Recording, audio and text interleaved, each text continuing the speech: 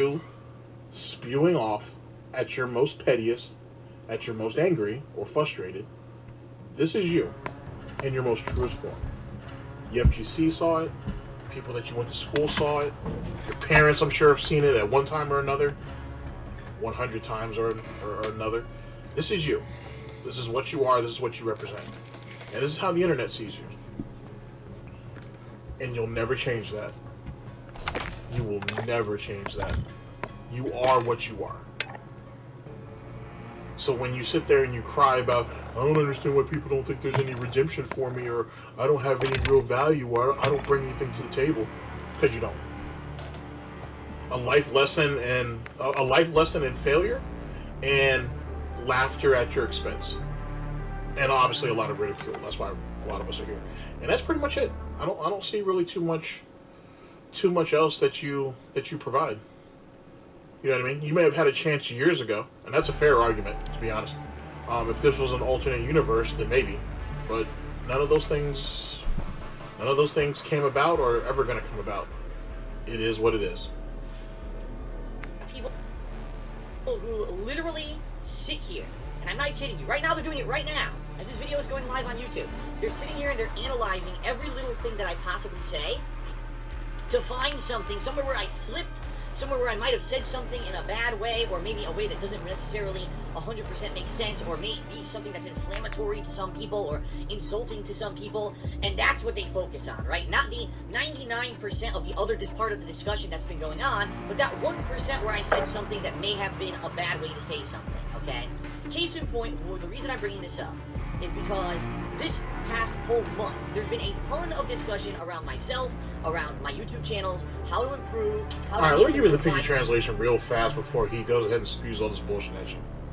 And this is the part where he's mad at Rich. This is a big part of why he's mad at Rich. DSP, for not just the better part of a month, but if you go back further, far enough, I should say, as far as 6 months, to be honest with you. Yet again, this was in November. He's been pretty much bitching about this since, like, I'd say August, if not even further back, like June of 2016.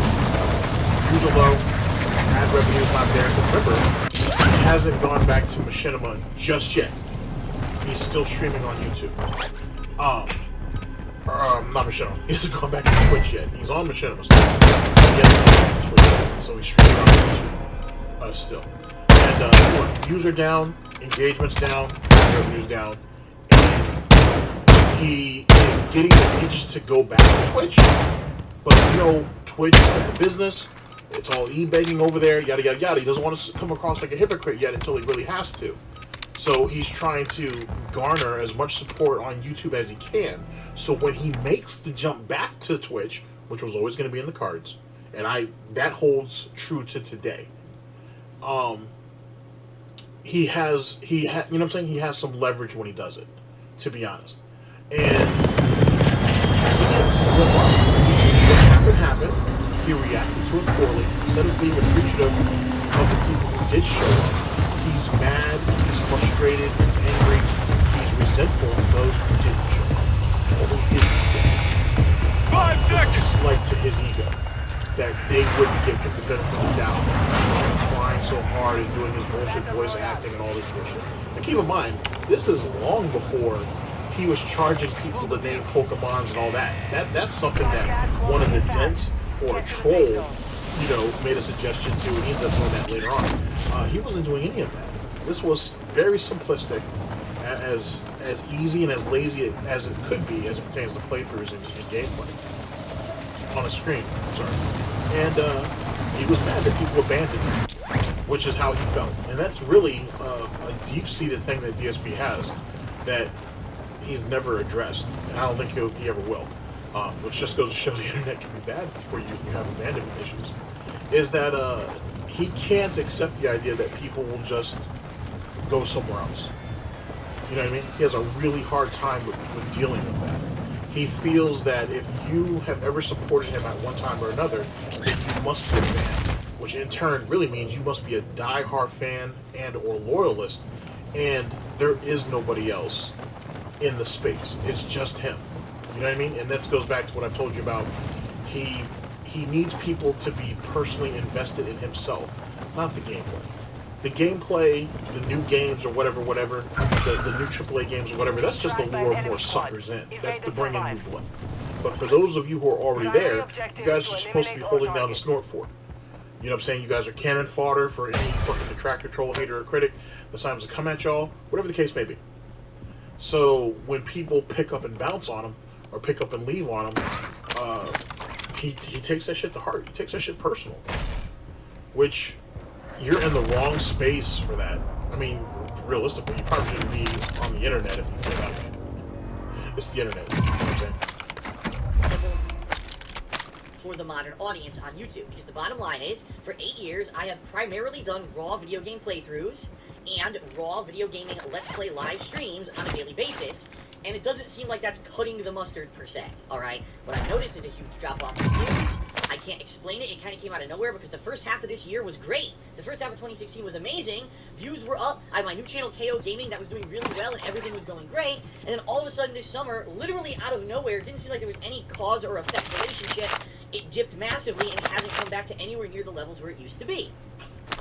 So now, as you guys know, as it pertains to KO Gaming, he killed that. He had... Was any of it good? I doubt it. But when he did, and I always fuck this one up, when he did Homefront Revolution, I remembered it. When he did Homefront Revolution, when he had his review for it, it got a lot of attention. Now, let me go ahead and let's call a spade a spade. The real reason why the video was so successful is because a bigger YouTuber, a much bigger YouTuber, saw it and used the sample of it in his own video as it pertains to the review of the game and linked DSP down in the description. Not like what the quartering did and whatnot, where not that bullshit. You know, when they did the interview. And DSP, nothing of DSP or of DSP's links or anything are down in the description at all. He left that damn shit bare for the most part. This guy actually linked DSP down in the description. And so people went ahead, jumped to the video, and they watched it, and that's why it gained all those views. And over a period of time is the reason why it was able to make it to 1 million views. Instead of capitalizing on that momentum, on that bone, quote unquote, that was being thrown to him, this idiot decides to go on staycation. Him and Panda decide to go on staycation, which is even more ironic because you said you need Patreon money to live, to continue to conduct business, to keep everything going. Yet you take a, what, it was like a 4-day, 3-night, you know what I'm saying, a staycation in Seattle or some shit? And then you spend pretty much all of your days watching videos in the hotel, like watching DVDs that they brought, I should say, playing Pokemon Go, and eating at a bunch of different places and shit. That's it. You could have, you could have stayed home and done that, quite clearly. So you just pissed away that money, and in turn, yet again, the momentum from the video, you squandered it. So by the time he came back, he thought everything he was going to throw out there was going to hit because the Homefront Revolution video did so well. And no. Just no. Not at all. You know what I mean? Not at all. He got some of the residuals, maybe on some of the other videos that followed it, but he didn't take advantage of it when he had it.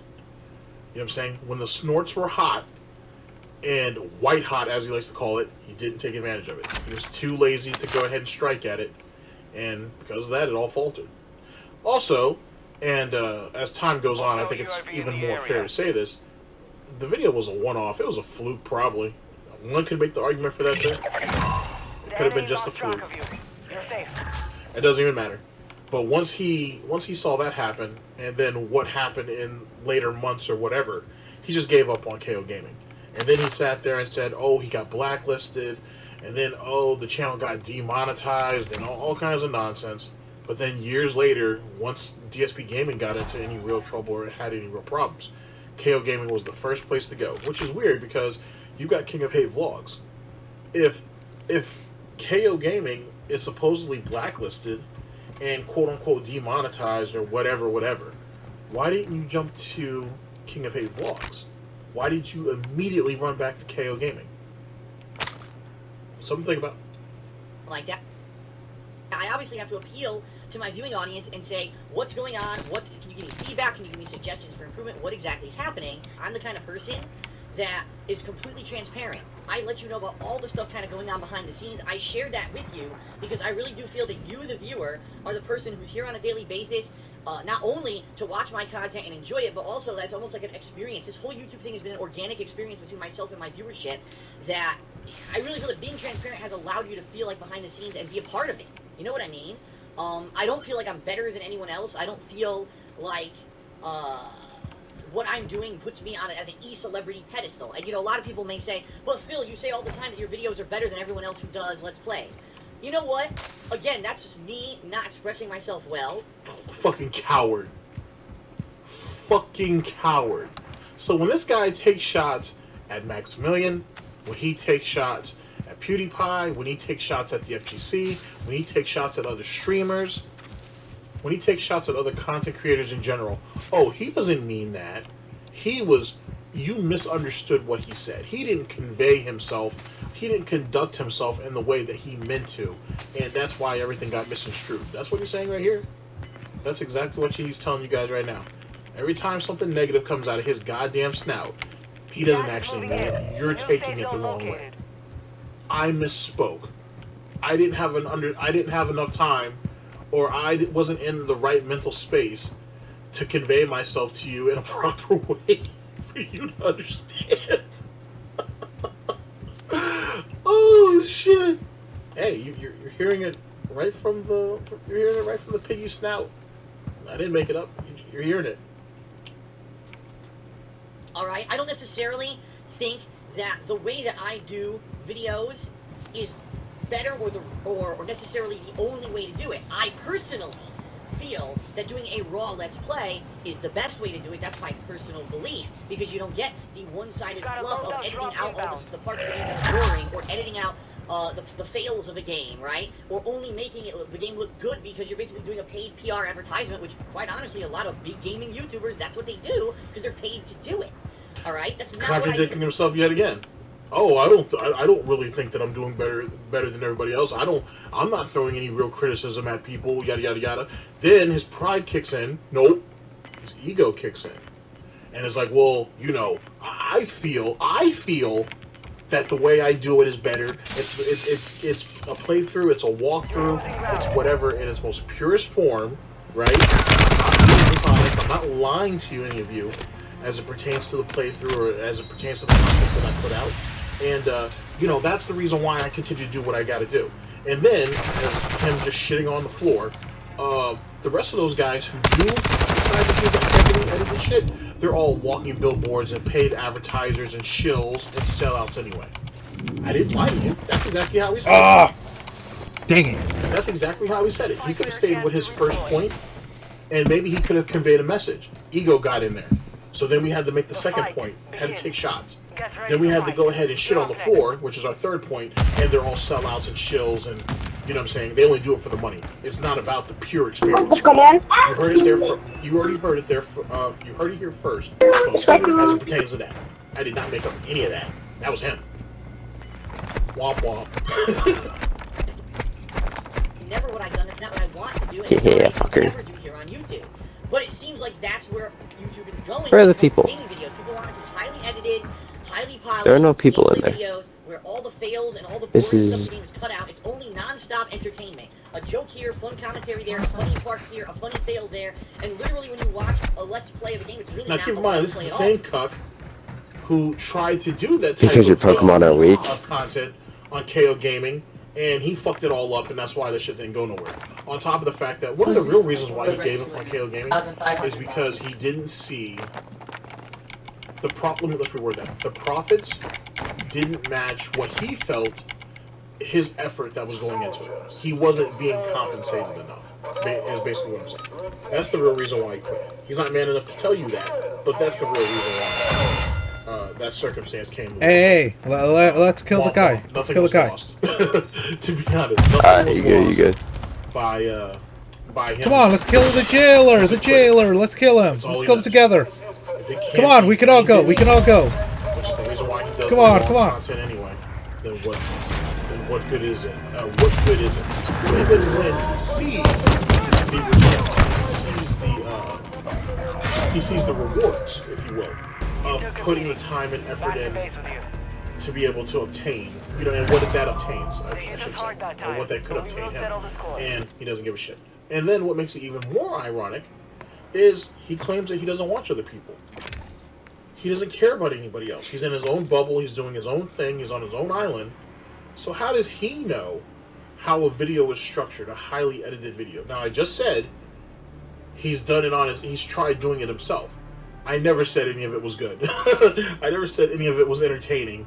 So, yet again, how does he know? Womp womp. I mean, was Panda cucking him too, watching other people's content? Yeah, she was. We all know this. It's more of a best of montage with all kinds of stuff in there that could be scripted. Now, I know there's some people who don't do scripted stuff, and they still find a way to do it right, okay? The bottom line is, all I want is to be able to pay my bills and continue to do this as a business full time. And the thing is, maybe that's not viable anymore. Maybe I do need to change, and I need to do a lot of things that I don't want to do in order to make this a viable business. And that sucks. Right? That really does suck, but that's pretty much the reality that's kind of facing me right now, alright? So anyway, here's what's going on. This past so instead of actually, you heard him first, instead of actually doing the changes that need to be made, which would suck and he doesn't want to do them, he just ran to the bigger platform. Oh, Twitch is for gamers now. Twitch cares about gamers, and that's where all the successful people are who are transitioning from content creation to streaming, and streaming is the future, so that's where I'm going. So I'm going to give you guys the same lazy, weak-ass fucking streams. The only difference is now that you guys are giving me money directly, and I can go ahead and shout you out if you will, give you your reward for your money. And I'm still going to chop the fucking shit up and put it on YouTube, breaking the 24-hour embargo, and, I'm going to get money on both sides of the spectrum, of the coin, if you will. Womp womp. This reality, alright. I've talked to a ridiculous amount of people. I've talked to my biggest fans, and quite honestly, I've talked to some of my strongest critics on YouTube. I've talked to other YouTubers. I've talked to people on my forums, people in the comments of my videos, people on social media like Twitter, alright? And the bottom line is something's got to give, right? And there's been a lot of conversation about things that I can do. Now, I don't remember him speaking to SOK or anything like that. I remember Tevin saying once a long-ass time ago, which precedes this, I'm pretty sure, that they had like an email exchange, or maybe they were speaking in like a chat or something. I don't know, maybe it was in a forum. I remember Tevin saying that they had a conversation once and whatnot. I can't remember if it was like an email exchange or whatever. This is before like DSP knew who Tevin was. This is before Tevin became Tevin. So there's that. Other than that, who are all these people in 2016 that you were speaking to and you were taking feedback on that were on the other side of the fence from all the Harvey Dents and all the punks? Just asking.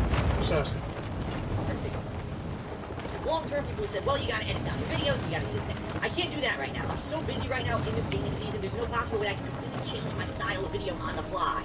It's not gonna happen. If something like that is gonna happen, it's gonna have to happen long-term. Say, over the course of next year, I try to implement... Now, keep in mind, this guy was still paying like $200 a year or whatever it was for Adobe Premiere. So it's not like he didn't have the resources, he just didn't want to do it. And apparently, he never really learned how to use Premiere. And I guess the best that he got out of it, aside for those shitty fucking little weak-ass montages that he likes to call them, was the character crawl for Patreon. For Patreon, patrons, I should say. That's it. Something that you do in OBS. Something that you could use. Shit, you just do it in OBS. It's easier doing it that way anyway. Maybe. Oh, shit. So, well, that's what $200 a year went to, or whatever it was for Premiere at the time. I'm sure everybody else is just Pirate Kings, and that's how they actually use it. Okay, I'm still doing raw gameplay, but now I'm going to massively implement time so I can do this edited style montage of the game for, say, KO Gaming and stuff like that. But we're not there yet, and it's nothing that I could do as an overnight fix. What I've been looking for are overnight fixes, and some people will call them band-aids, yeah. But let's face it, I got to do something in the short term to try to make stuff better. Right? I can't just keep doing the same thing. And that's why this failure is always going to be a failure, because he's always looking for the shortcut. You already heard it. Doesn't want to do any real work. He doesn't. He supposedly understands what the problem is, and he understands how to fix it. but he doesn't want to fix it. It sucks if he has to fix it, or if he has to attempt to fix it. So someone give him a shortcut. Someone yet again throw him a lifeline. Someone give him an infusion of cash, if you will, to kind of stave off his situation until, you know, things eventually correct itself or balance itself out. Can never do anything on his own. You know what I mean? Can never put any effort into anything. Because this idiot still holds on to the idea of when YouTube first started, it was brain dead easy and he was rewarded for it. He made Machinima almost ridiculously overpaid him for garbage. And as the years went on, and as more and more money was taken away from him, and as more and more content creators, talented content creators in some cases, came up and eclipsed him in popularity, in notoriety, and in views and money, he became more and more resentful. And that's why he keeps giving you this bullshit about, I didn't go to editing school, I don't have a team of people editing my playthroughs, I don't have the high production. He has no fucking idea what he's talking about. He don't have a fucking clue. You think every Call of Duty channel back in that day, you know what I'm saying, and even before that, you think there was teams of people doing those like trick shot compilations and shit, or like those rushdown compilations or whatever? No, that was one person who took the time to learn how to use editing software and made it happen, or they paid someone else to do it for them. But this idiot right here is like, no. It has to be a team of people. That's the only reason. And in his head, he's like, well, shit, if there's more people there, I got to cut this money up. Because he's still resentful over Project 7. Because, you know, remember, Respect the Pack never asked him for money. They just wanted the publicity. Never wanted any money. I don't understand what Howard and John are talking about. What the fuck they talking about? We had 2 different conversations with Respect the Pack, and they never talked about money at all. Supposedly. Insanity is doing the same exact thing over and over and expecting a different result. I can't just do the same exact thing every day and expect that things are magically going to get better overnight out of nowhere. Now, let's be honest here. Since I've revealed what's been going on with my business, there's been a ton of positivity coming out, and people like my Patreon and people coming out and saying, we support you, Phil. And that is great, and that is obviously a way to help short-term help things, and honestly long-term too, because the bottom line is if those people who pledge to my Patreon keep pledging, it's going to help me in the long term. Alright, but that's also not going to be the end-all be-all savior of everything, and I realize that. And you know what it is that I read all this feedback over the past month, and I don't directly make a video like this explaining, and then I think people think that all of that feedback is falling on deaf ears, when in reality it's not. It's just that I can't actively respond to every piece of feedback that I get. And I'll be honest, a lot of people cannot help giving feedback without insulting, too. It's like, well, here's a bunch of positive feedback. Oh, by the way, you're lazy fuck. well, that's not going to help. You know what I mean? Like, you can give as much positivity and constructive feedback as you want, and as soon as you could put in that insult, you've completely destroyed any kind of a case that you had for trying to help out, and people need to understand. And you know what the irony of that is? That's what he does. To the T. You know what I'm saying? He has to have his last jab on everything. You know what I mean? And if you don't get it, you're an idiot, you're a moron, you're what they call it, a ne'er-do-well, you're all that, and some. Which are apparently are all the things that were told to him in his childhood, and when he was bullied, when he was in school, and whatever. It's semantics. So, how are you going to... So, yet again, another example of DSP accusing people of something that he actively does himself. Not only actively, but something that, in a lot of ways, he derives pleasure from in a lot of ways. Like listen to him, especially when he's on screen. You can see it. Actually, look at him when he's actually talking shit to somebody, especially after he's banned them. That shit's almost. It's almost like he's getting ready to have an orgasm over that shit or something. It's really, really sick, to be honest. But that's where his head's at. You know what I'm saying? If that's the only. I mean, like I said, it's starting to seem like he's Keffels before Keffels. You know what I'm saying? If you can't get off, then I guess you have to get upset. Enemy UAV Womp womp. active.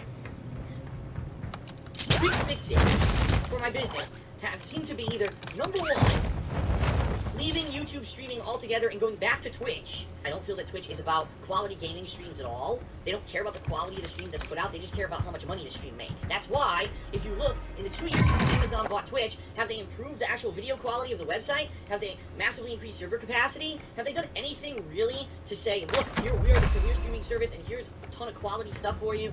No, they said, here's t-shirts, here's new emotes you have to pay for, subs. Basically every possible thing to fundraise rather than improve the quality of your site. And I'm completely the opposite of that. I'm of the belief that you can improve the quality of a site while also making it profitable. It's not all just about the money, which it seems to me that the entire site is about. There's so many examples I can give of people that violated the site rules, did nasty stuff on that service, and were massively forgiven just because they bring in money to the site. And I don't agree with that at all. And I also know, let's be honest, if I go back to Twitch, I will be the redheaded stepchild. I will be the guy that 2 years ago left the site because I was so furious with their practices. Right? That coming back, there's no way I'm ever going to get any kind of, what's the word I'm looking for?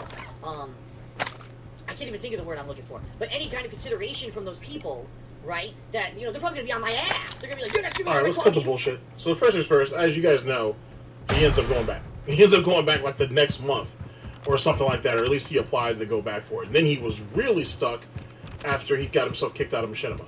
But he ends up going back, clearly, which gives you more of his, feeds more to his hypocrisy.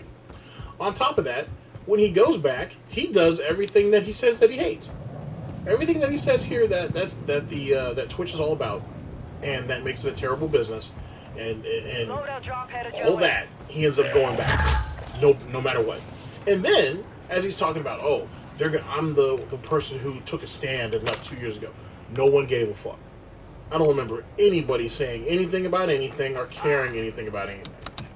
And when he got back, when he ended up getting his account reactivated, he ended up going back, he picked up essentially right where he left off. So he's sitting here hate-mongering for no reason, to be honest. For no fucking good reason. There's nothing here, none of the shit that he said actually happened as it pertains to how Twitch was going to treat him when he came back. They didn't care. Didn't. He was a snort in the wind. And then, they ended up using him as a guinea pig later on in 2017, certainly into 2018, which gave him all kinds of protection and security for a good amount of years. Whether it was Hassan, whether it was someone directly under Hassan, who cares? Or whatever that guy's name was, who was like the head of like Twitch's. I think he was like head of Twitch's. Like I can't remember if it was like creator relations or whatever the fuck his title was. But he was the one who determines who gets, you know, how the content creators end up getting disciplined if they get out of pocket or not. It doesn't matter. He had it as good, if not, he may have had it better than some thoughts on that channel who are on Twitch who were bringing in real money. They were bringing in real money. And he had better treatment than they did. Or he certainly had better protection. So, keep that in mind, too. Immediately. You do this, I'll have people monitoring it. I know it. I just know it because that's how they kind of operate their business. Is they have preferential treatment, to those who are the big guys, the big boss, and everyone else is going to just shovel under the rug. So there's a lot of reasons why I don't want to go back to Twitch. All right, I might eventually do it, especially if it is true that I piece of shit, piece of fucking garbage. And this is why you should never take anything this man says. And I use the term man loosely. You should never take anything he says into consideration at all. He has no pride whatsoever. He has no pride. He will grovel on his hooves and goddamn knees to get to the next day. Instead of standing up and shouldering the weight, as most people would, as all of us have at one time or another. He would Let's kill the jailer. Beg, he would rather plead, he'd rather do all that. He'll talk this shit right now because he thinks it makes himself look good. Oh, come on, let's kill the jailer. Let's kill the jailer. I had to. Yep, hey, I'm down. I'm standing in the middle. I'm standing in the middle. I'm going to be teabagging in the middle. This is me. I could lose everything. I'm gonna do shit to you. I could lose my spark. Hey, get off there. That's where the jailer comes. I had to. But everything's going to be better over here anyway because YouTube was shit. YouTube was fucking me over. It was a bad business. The infrastructure was terrible. Twitch gave me a lifeline and I took it. I had to, dude. So buy some bits. Because I'm making bits. their standards, okay? but I can still record the quality that I want for YouTube. Maybe I'll go back. We'll see. The viewership I'm getting on streams doesn't count as much as a view on a video. And I know that sounds weird, but it's true. Think about it. If you tune into a live stream for 3.5 hours, that's 1 view. If you watch 9 to 10 videos, that's 10 views. And I know that sounds stupid, because I agree. Why is it that someone watches something for 3.5 hours and watches advertisements during it, it doesn't count as much as watching 10 separate videos? I don't know. That's YouTube's mentality. That's not mine. I think that YouTube still, I hate to say it, in a lot of ways, is still in its infancy. And it hasn't perfected these kind of metrics or analytics or whatever you want to call them. It should count the same, but it doesn't, right? So they should count. So if you're on a, think about the logic behind this shit. And yet again, this is where the greed comes into play. This right here, in a lot of ways, is a crash course on why he was putting up 50 or 60 50 videos. I think at his peak, he was putting up like 50 videos a day. You just heard why. Oh, well, I could give you guys an hour, 2-hour video and maybe make, and pull in maybe 30,000 views on that. Or I can put up, 50 videos and I could potentially get 15,000 views each on all of those. Do the math, bro. Oh, well, you're getting a bunch of notifications or whatever. Oh, that's YouTube's fault. I put everything in a playlist. So I don't understand why they keep spamming you like that. That's not my fault. That's YouTube's fault. They need to fix your shit. Oh, well, why does the front page look terrible on your channel, Phil? Like, all the videos are all over the place. They're not numbered properly. They're not structured properly. What are you doing on my front page anyway? Go to the playlist. If you're any playthrough that I actively have going on right now, you should be watching it off the playlist. You shouldn't be watching it off of my front page. So think about that for a minute.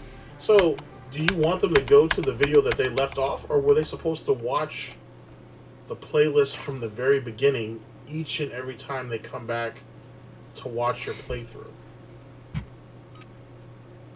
And then, let's go with his logic right here. If he's having a 2 or 3 hour long stream, essentially every 10 minutes that you're on the stream, that should be an ad roll. That should count as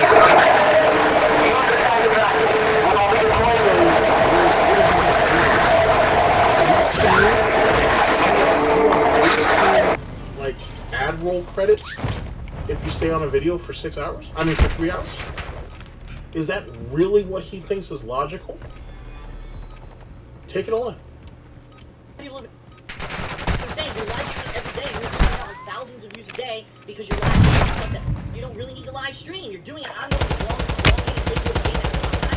why are you live streaming it every day? Why are you setting it up there and having to basically lose out on gaming time because I have all the setup and the pre-stream and everything that I do every single day, right? And I have to adhere to the schedule where I have to staunch Training is over. dates Time and to see what you stuff. have learned. And people are basically just saying, stop all of that. You're doing it too much and you've oversaturated everything. And what you need to do is go back to the way you used to do it when you play games on your own, have fun with them, upload videos, and yeah, for special occasions then, like the launch of a game or whatever, you should live stream.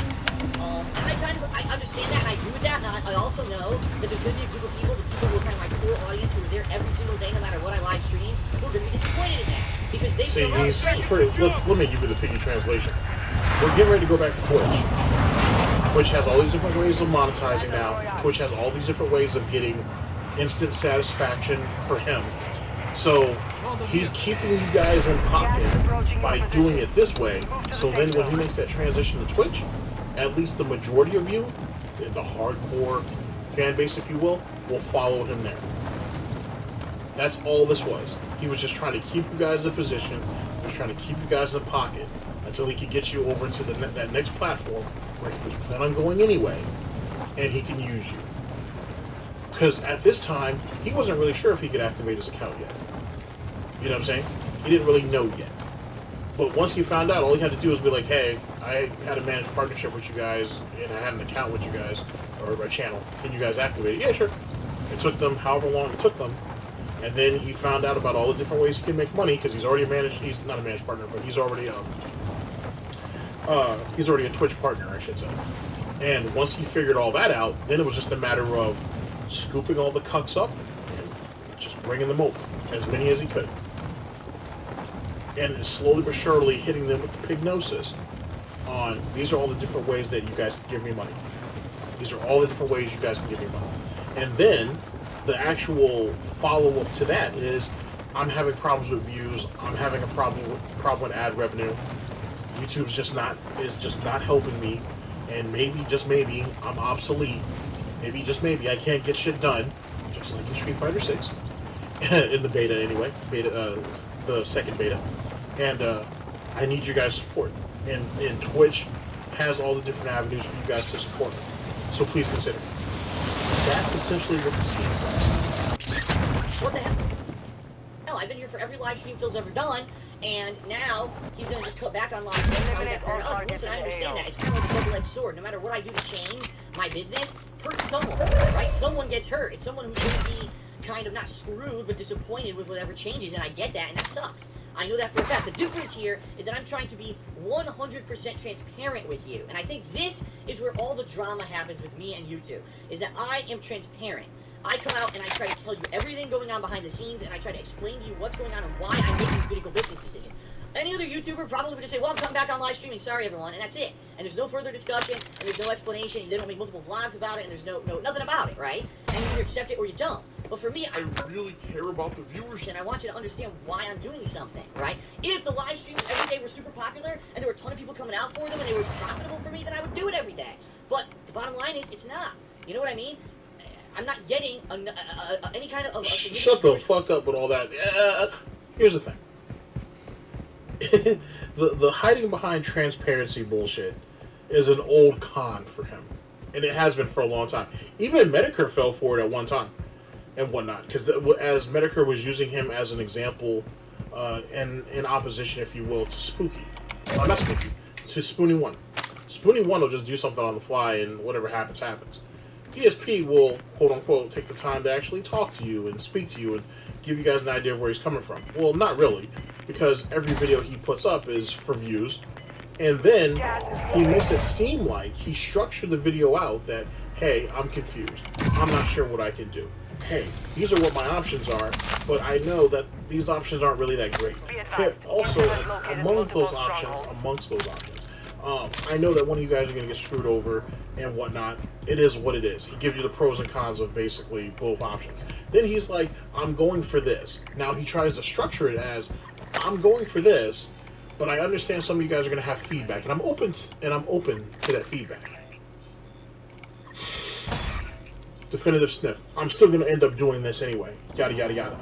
And so because I've talked to you, even though I've already made a decision, and I really don't give a fuck about what any of you guys have to say, unless you guys have something that's monumental that's going to change my opinion, meaning that it's going to make me even more money with the least amount of work, I kind of don't give a fuck. I'm still going to do this.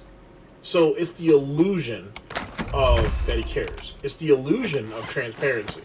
He doesn't give a shit. At the end of the day, he's going to move the way he wants to move. And he almost, I guess, for the common idiot, it almost seems like it's a conversation when it's not. It's dictation. He's basically, well, so to speak, he's basically telling you, this is what's going to happen, and this is what the deal is, and accept it. You really don't have a choice, but you might as well accept it. He gives you the illusion that, he, in a lot of ways, if you're a real dent, he makes it seem like it was your idea. You know what I'm saying? He just recommended it. Or he convinced you guys to think that you guys actually came up with this idea. And he's just going along with it because it sounded like such a good idea. And if it's successful, hey guys, we did it all together. If it fails, you guys fucked up. You guys told me to do this. You guys told me it was a good idea going back to Twitch. You guys told me that YouTube gotten a little better with the quality. You guys told me this. You guys recommended this. You guys said you guys wanted this playthrough 3-4 years ago. Now I'm playing it. My favorite gun. Well, that's your fault, not my fault. I did what you said. Even though this idiot right here dictates what plays and what he does. You don't believe Let's kill me? the jailer. Come on, you guys. Patreon playthroughs or Patron's Choice and shit. Go back and look at the polls. Go back and look at what games actually won. And in some of those cases, what games were actually played. Never mind. He showed it out there. He tried to pull that same con on Twitch. And when those playthroughs didn't do shit on YouTube, despite the contributions he made on Twitch, if those things didn't do well on YouTube, it was your fault that you guys weren't supporting me. Even if you guys were on Twitch every day, giving me money, and obviously giving me and supporting the actual stream itself, you guys aren't, for all of you guys on YouTube who aren't helping, or who aren't contributing to Patreon or whatever, you guys need to step up. You guys need to get your shit together. I'm busting my ass. I'm trying to give you guys the best content possible. And you guys don't give a shit. Everybody on Twitch, they give me money, they give me praise, they make me feel like I'm actually accomplishing something. You guys on YouTube, you're a representation of my failure. You need to step your shit up if you guys want this. If not, maybe I don't post on YouTube anymore. Ad revenue doesn't mean shit anyway. He said that multiple times. Or the ad revenue isn't good enough. Or isn't good right now. So, you guys need to figure it out. On these ongoing live streams, that's making it viable for me to keep doing it, especially if people are really feeling that it's hurting my overall viewership on my playthroughs because I'm streaming every day. It's just reality, okay? Now, what's happened is these past couple of days, I've been streaming, in particular, Pokemon Moon, okay? And I personally feel, and the people who've been here for the live streams at least, have relayed to me that Pokemon Moon has been one of my best playthroughs in a long time. I'm completely engaged in the game. I'm doing little jokes and things, better commentary than I've done in a long time. That has been a major criticism of my game playthroughs as of late, is that it seems like when I'm playing these longer form games, such as Dishonored 2, I'll bring you another one, another good example, that game was great and I loved it, but there wasn't a ton of stuff to do crazy commentary on, you know what I mean? Unless I wanted to talk about completely off-topic stuff, which I don't like to do when I play games, there wasn't a lot of stuff to talk about during that game. It wasn't like, wow, here's a crazy observational thing that I can talk about. It's not like it's Heavy Rain or Until Dawn where there's hilarious stuff or silly stuff happening and you can make funny commentary and stuff about it. It wasn't like that at all. It was a lot of kind of the same kind of gameplay. It was fun gameplay, but it wasn't something that lent itself well to an entertaining or engaging commentary. I feel that... See, now, this is something, yet again, that a lot of people have said. He keeps telling you guys about AAA games and how what he does requires talent. Not everybody else can do it, right? And he says that the people who say that he relies on AAA games are full of shit. They're assholes. They don't have any talent themselves, and that's why they criticize him for that. And he could play any game and make it entertaining, and also pick up any controller and play on a professional level. And in actuality, this dude is nothing. He has to, as I told you guys before, he's a reactionary individual, so he reacts to everything.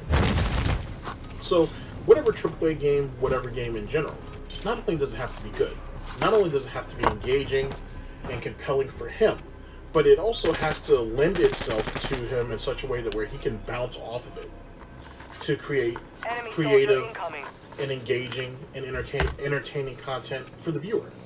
If the game is not throwing any alley-oops to the no snout zone, then it's the game's fault. It's not his. The game needs to encompass everything necessary for DSP, Darkside Phil Burnell, Darkside Karen, Darkside Phil, to accomplish his daily work. Which is why walking simulators are a big thing with him. You know what I mean? The guy has no talent. And he's admitting it right here. And it's not just here. He's admitted it in a lot of those old vlogs and shit like that. You know what I'm saying? It takes a couple of years for that shit to marinate. You guys go back to it and you see some of the fundamental flaws to his personality and whatnot. And to why everything ended up getting to where it is now. But he has nothing if the game doesn't provide it. If the game does not serve everything up on a silver fucking platter, it's useless to him. Because he's even more useless by the time he gets to the table. Well, at least up to this point, been the opposite. Seeing new Pokemon, naming the new Pokemon, voice acting for all the main casts so far. There's been a lot of opportunities for great stuff in that playthrough, alright? But that being said, the viewership hasn't been great. The first day, as expected, the premiere was great. And since then, it dipped. And yesterday, alright, on stream, at the beginning of the stream and end of the stream, I had this discussion with my viewer base because I wanted them to be prepared for the fact that I probably wasn't going to be live streaming much at all this week coming up. This particular week coming up is a holiday week. I'm going to be trimming my Christmas tree, Thanksgiving, Black Friday, where Leanna is working and I have to drive her to and from work. So there's a lot of times where I can't have a consistent schedule this week anyway, so I can't live stream a lot. And I basically made a promise to my viewer base on stream the past couple of days that if viewership was pretty decent for Pokemon Moon, that I would bust my ass basically to still try to live stream as long as I could this week until basically I wasn't viable anymore, which is problem about the middle of this, which I can't live stream anyway, alright? And the bottom line is that day one, the viewership was great. Day two yesterday, the viewership wasn't great. We started out with a certain amount, and it just went all the way down, trailing down during the course of the stream. Now, for me, I can't figure it out, alright? I can't. Logically, I can't figure it out why that would happen, because I'm enjoying the game. The people who are in stream chat are telling me that they're loving this stream. It's one of the best streams I've done. The viewer, for a viewer who's engaged and liking that I'm engaged in the game, they're telling me that the content is great. So why is the viewership going boo during the course of the stream? I don't know, and I have to call bullshit, because most people have come out and said, well, Phil, your commentary isn't good. Your commentary has been boring as of late, it's been blasé, it seems like you're not engaged, you're not enjoying the games you're playing, you're just doing this for a job, and that's why people aren't excited in your stuff. I have to call bullshit. Pokemon has been anything but that, alright? And it would be one thing if I was just going through the motions. And see, he keeps harkening on, this is where I showed you how brainless this idiot is. It's not just that playthrough, it's his overall attitude. But see, we have to shield ourselves from that. And that's why he has to keep the focus on Pokemon. Because not only is Pokemon fresh, and he ain't fucked up, and that's why this whole thing is an apology video anyway, but he's giving you this long-winded word salad that means nothing, really, until he has to buckle down and actually admit he fucked up. Hilarious, by the way. But he needs, yet again, he needs to shield himself from the overall content that he produces is useless. It's lame, and he's losing viewership, and he can't accept that. So put the focus on this one game and see if he can get people to see if he can shame people into supporting this playthrough. Because if he can get them to do that, then he can shame them to go ahead and support other playthroughs as well. You know what I'm saying? Now I know most of you are like, yo, that's like 4D chess. He's not smart enough to do that. He doesn't need to be. A manipulator doesn't need to be smart. They don't even need really charisma. They don't even have to necessarily have a lot of cunning to it. You know what I'm saying? You just have to be. You have to have an idea of what you want, and be willing to go ahead and do whatever it takes, even at the cost of your own fucking pride and ego. Doesn't have pride, so he's already morally bankrupt at that point. To get to where you want, essentially. That's essentially it. It's no different than anything else. If he has to drive his head into the wall to get them to drive their heads into that same wall so he can come out successful at the end, so be it. He'll think, in his mind, the means justify the ends. Of course, it don't. That shit's mentally exhausting. And who wants to really sit there and watch something that they really don't want to give a shit about? Like, that makes no sense in itself. That's why the extra additive of, I'm enjoying the playthrough, and that's why you guys need to support it. And then there's people in the chat that are having a lot of fun too. You guys could be there with them. You guys could be having a good time with them. Or, on the other side of that, how is it that you guys are saying this is boring, but I've got all these people in stream chat that are saying it's great? The positive has to outweigh the negative, right? Right? So, there's layers to this dumb shit that he puts out here. Over the years, it's just gotten lazy, it's gotten stale, and that's why it doesn't work nearly as much. You know what I mean? But at one time, one could say, to some considerable bounds of anything else, that, you know, he may have had some people locked in for a good amount of time. So just something to think about. I'm really actively working to make this an entertaining playthrough, and I'm entertained by the game, so I know that that's coming through in the videos. So when I see viewership going, boo, that tells me that that downward trend has nothing to do with actually what's coming through in the videos at all. Alright? You have to look at it and say, well, what is it? Right? What is the root cause of why a stream would have plummeting viewership when the stream is engaging and entertaining and fun?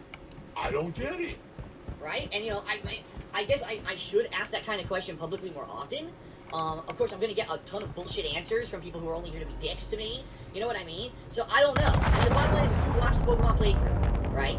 And you see that, I mean, I'm getting people who I don't even hear from are tweeting me out saying, Phil, you know, I just started watching Pokemon playthrough. It's great. You know, so if that's the feedback I'm massively getting, then obviously something else is going on. What is it? I don't know. And I don't know how to fix it. And how many of the people who are telling him that on Twitter or wherever at, how many of them are actually watching the playthrough? How many of them are just throwing out sympathy tweets just to keep him going? Most of those people are probably not supporting the playthrough. You know what I mean? Just like some of the people who come in there and throw him ideas and shit, and then they bounce out. They're not donating. They're not contributing to Patreon. They're not giving a channel membership. They're not giving him a super chat. They're not donating to his to PayPal. I mean, he calls them out every once in a while. But when it serves his purpose, he'll sit there and use it. You know what I mean? But when it's all fluff and it's a waste of time and it's aggravating to him, it's not. Go back only a few months ago when he had the all those bots on his channel and shit. For a good minute there, he was proud of himself. He really thought he accomplished something. And then people in the chat started to sow doubt that, hey, this might be bots, this might be fake, and you can see his admiration and his enthusiasm just sink. You know what I mean? For a little while, he thought, hey, this may be it. This is the day that I've been waiting for. Things are going to turn around today. It didn't. It was all fraudulent. It was all fake. It only cemented that he'll never be anything upon anything. And he can keep chasing it all he wants. But he'll never get there. Ever. And I think that's what hurts him more than anything. I think that's what keeps him up at night. Honestly. Amongst a lot of things. Yeah. You know, and that leads to frustration. So what ended up happening yesterday, okay, is at the end of my stream, I looked at viewership, and I said, well, sorry everyone, but, you know, it looks like viewership plummeted today, and I don't know why, but as we've already had this conversation, alright, I'm not going to continue to live stream this game, because it looks like people aren't coming out for it anymore. Now, admittedly, then, with my frustration in my head, I said something completely wrong, something I shouldn't have said, something that, of course... Every motherfucker on the internet who steals my videos, who illegally records my streams, and who takes every fucking comment I ever say out of context to find that one moment when I say something... Now, keep in mind, as he goes ahead and shows you the size of his penne, he's mad for a couple of reasons. First off, he's mad because he's an abusive piece of shit and you guys caught him being abusive. That's essentially what he's pissed off about. He's not mad at himself that he did the act. He's mad that he got caught. Which is hilarious. So, yet again, another example of he doesn't want people to change. People need to change. The platforms need to change. How the platform runs things needs to change. And accommodate to him. Or to his situation, or how he believes the business should be structured. How are you going to sit here and cry over some nonsense that you did, and instead of being mad at yourself because you did it, even though you gave all these reasons on why you're frustrated, why you're upset, and why you may or may not have been in this bad headspace, oh, it's all these assholes' fault for fucking recording that shit and putting it all over the place, making me look like the piece of shit that I actually am. It's their fault. That's fucking hilarious. And here's the funny part. If he didn't get caught, if no one recorded it and that shit just flew under the radar, if he was allowed to slip, just slide in between the cracks as he usually does, this would have never happened. This apology would have this video wouldn't even exist. He'd have gone back on stream the next day and he would have kept abusing them, because who's going to stand up for y'all? You guys weren't willing to stand up for yourselves. And for those of you who did, you guys took everything out of context. You guys are probably haters anyway, and fuck off, you're banned. It's just that easy. Here's what I said, and I'll publicly admit it because it's out there, duh, and I didn't mean it, and I said, well, it must just be that people are lazy. People want to see my streams, and people are asking me for streams, and they're begging me, and they're upset that I'm not going to live stream, but then when I do a great quality live stream, they don't show up, so they're just lazy. Obviously, that's not actually what I feel. There's got to be something going on, right, to make people not feel engaged and not stick around for the length of the stream. I don't know what it is, because they used to. And that's not what I mean, despite the fact that's what he said. Like, let's find the correlation between this real quick. You said such thing, right? You said it, and if you weren't called out on it, you would have more than likely kept saying it, and that would have just been the ebb and flow. Because you've been caught, and because a bigger YouTuber called you out on it, Now you need to say something. Now we need to pivot and be like, hey, I didn't actually mean it. I mean, I told you, in a lot of ways, he's still blaming them. Because he's like, I told you guys in advance what my problem is, what my situation is, or whatever the case may be, which might cause me to not stream. Right? So when I call you guys lazy pieces of shit because you guys didn't come out and support the stream, and I'm not going to stand for it anymore, you already understand what my frustration and where I was at the time to justify what I said to you. Now, obviously, that sounds like complete and total retardation. If you already know that your streams are dying, how are you going to get mad and call people lazy for something that you know was already happening? Especially when you calling these people lazy and all this, that, and the third, and not contributing, or not contributing their time at the very least, anyway, to helping you figure out what the situation is over the span of a month, right? You've been telling them for a month that you've been having this problem, and yet in your ultimate frustration, you just decide to call them all out because you couldn't hold on to 400 people? What was anybody supposed to do about that? They can't make each other stay there. Yeah, it's definitely the Gaudi Gestapo, the way they snitch on each other, shit like that. They're rats. They're all fucking rats over there. But, like, Jesus Christ, they can't hold each other hostage. What would you expect to happen? And you giving your fucking sob story at the beginning of all of this doesn't make you look good. It doesn't justify anything. You're a pathetic old man. Well, you weren't even that old at that time, but when I mean old, I don't actually mean old. I mean from the internet standpoint, he's old. You know what I'm saying? He's stale. Should have given the game up a long time ago. But you're this pathetic old dude who clearly has been phased out. Deal with it. You're too lazy or too stupid or both to actually get a real job, right? Because you believe that you should be started off in middle management and then go up from there. You don't want to start from like entry level, right? Which is pretty much what you deserve. You know what I'm saying? You can't do anything outside of this. But then you believe because you're still here and you still exist, you should be compensated for that. Like you should have some seniority, if you will, because of that. And that's not how the world works. And because you ain't shitted on everybody that you could over the years, you have no one on your side. You have no one in your corner, if you will. So when Rich comes in and says, "Hey, that's really fucked up that you said that," yada yada yada, he's looking at Rich like, you're trying to capitalize on my misery right now. You're taking advantage of me. When in actuality, yeah, he kind of is, but he's right to do so. You said something stupid and you were already getting slapped anyway. And the fact that Rich is a bigger content creator than you, and just physically he's bigger than you, and the fact that he has a bigger reach on Twitter than you, people need to see that. Because apparently, that's the only way you're going to change. Because if Rich never said anything, you would have kept on going abusing these people. Which is what you do up to this very day. You could go ahead and try to pull your Gaudi Jedi mind trick and act like you're not actually abusing them and they understand what's going on. If they want to be battered housewives, that's on them. But it's still abusive. And it's still unnecessary. And if you aren't willing to fix your own failure, then you got to live with it. It's no one else's fault or problem but your own. If they turn off YouTube, or if they go somewhere else, it's still you yelling on your channel to less and less and less people.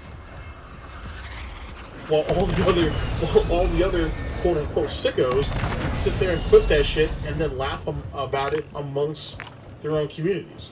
You're still going to lose either which way. For whatever reason, his Gaudi brain hasn't picked up on it yet, which is amusing, but it's also it's amusing, but yet it's confusing too. And again, I'll say this again, I'm not doing anything like differently than what I used to. When I'm engaged in a game and I'm doing great commentary and I'm actively engaged in it, and Pokemon in particular, reacting to the new Pokemon, the new abilities, naming the Pokemon, doing voice acting, I don't know how more engaged I could fucking be in a game, honestly. And I'm loving the game. That's the other thing I'm telling you. I'm loving this game. I like Pokemon Moon a lot. It's fun because it's a new Pokemon game where I'm getting exposed to it for the first time along with everyone else, and I'm seeing the new Pokemon evolutions and everything. I'm really liking this game and this playthrough. Like, I'm digging it. I want to keep doing it. I'm excited today. To jump on stream and continue with Pokemon Moon. And I'll be real honest with you, I can't say that for every game that I play. There's some games that after 1 or 2 sessions, okay, I get what the game is. Oh, great, another 10 hours of gameplay. well, I gotta go through it now. This is Yeah, not he the tells thing you, Pokemon- he's saying that shit to you now, but when he's actually playing it, he's giving you the same spiel that he's giving you right now. He's saying, oh, well, yeah, I gotta play that other game that's boring. Pokemon's great, I love Pokemon, but if I have to play one of these other games, it sucks, but I have to keep doing it because it's my business. But when he's playing that other game, he's going ahead and giving you the same bullshit. Oh, I love this game, and it's a little bit slow and whatnot. I have my few criticisms with it, but I love this game, I'm enjoying it. I know a lot of you guys are loving the playthrough as well, and we're going to keep going until we finish it, because I'm passionate about gaming, I'm passionate about what I do and being able to share those experiences with you guys, and that's why I do it. That's why I do it. And you guys have heard all that before. And I completely freestyle that shit. But you've heard some type of variation of that before. I'm very excited to jump back into it on a daily basis, alright? But, because I said this one thing that obviously I apologize for and it's wrong, I mean, anyone said, Phil just called the viewers lazy, they're not coming out to the streams because they're lazy. No, I don't think that's what it is. There's something going on, I don't know what it is, but there's something That's what you said, though. That's not engaging viewers on my live streams, I don't know what it is. Because I said that's... So the whole... And this is what I've told you guys, too, about how he'll use ignorance to go ahead and be his shield. Oh, I said this thing, but I didn't mean it. But that's what you said. I don't know what's going on. I don't know how to fix it, but this is what you said. I don't know what's going on, and I'm trying to figure it out. But you said this thing. But I don't know. I don't understand why people don't like it and people aren't supporting it. You not knowing something, at least something like that on a social standpoint, doesn't give you the right to abuse people or call people lazy for not supporting you. I don't know why said people aren't coming out to support my playthroughs, so because they don't, you guys are lazy. Oh, well, I didn't mean to call you lazy. I don't understand why you guys won't support the playthroughs and why no one won't come out and support the stream. You saying you don't know is not an excuse. Period. There is not equal exchange there. I mean, you asshole. Because Phil said something at the end of his stream on fucking Saturday, so that's it. So now you got these kids who literally, and I'm not kidding, this is not an exaggeration, there's kids who literally every day record my entire fucking stream illegally, which is completely illegal. You can't record anyone's live streams or videos on YouTube. They do it, and they take that one moment. They don't have any of the discussion about how my business is down, how I really need help, and I'm trying to get suggestions for improvement, and one of the major suggestions for improvement has been to cut down on live streaming, and we had this whole experiment this week with Pokemon that if it stayed up, that I would keep streaming, and that it didn't stay up, and all of a sudden it was down, and I was very disappointed that none of that in context, but one thing that's put up, Phil saying, man, these people are really lazy because they're not coming out to watch this. Of course that makes me look like a fucking piece of shit. Well, because you are a fucking piece of shit. But he's lying to you. Because that first part, you know what I'm saying, where he's explaining the problem, and explaining the issue, and he's disappointed because he's already spoken to you guys before about you guys not coming out and supporting, and yet you guys still chose not to come out and support. All that stuff is out there in these detractor, troll, hater, and critic videos. It's you e-begging. It's you e-begging for viewership. I need you guys to come out there, support the streams, and I need you guys to hit those ads on the videos later so I can get my ad revenue. That's all out there too, in context. Just because it got separated off into a whole nother video, the aftermath, if you will, of the e-begging, that's on you. The narrative is still very much there. You're just mad that it's at your expense. Of course it does. And people will say, well, how's it out of context if you said it? Because you didn't give the whole fucking perspective of everything that's been going on for the past fucking month.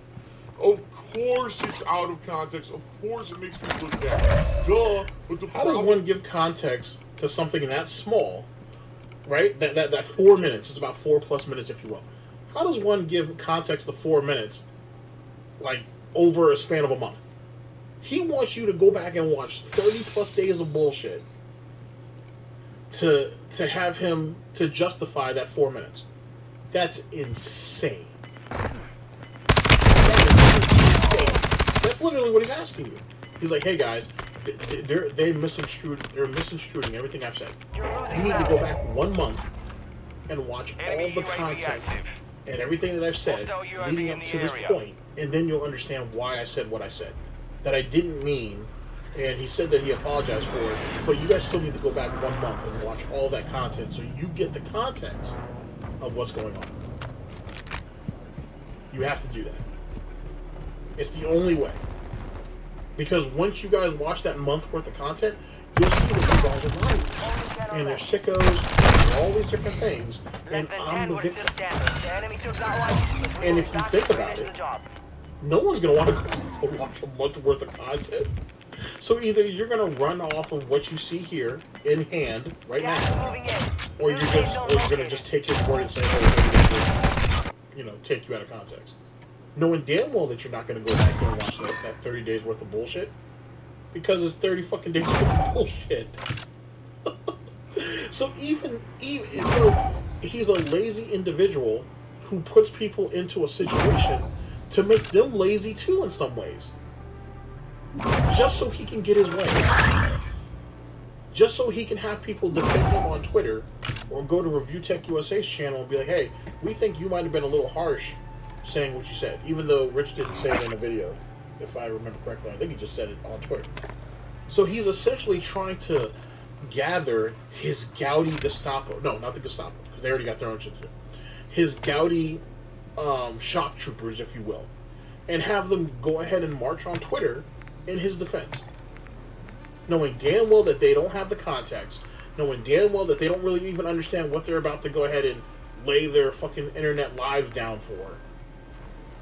You know what I'm saying? It's an us versus them type situation without him exactly saying it's an us versus them.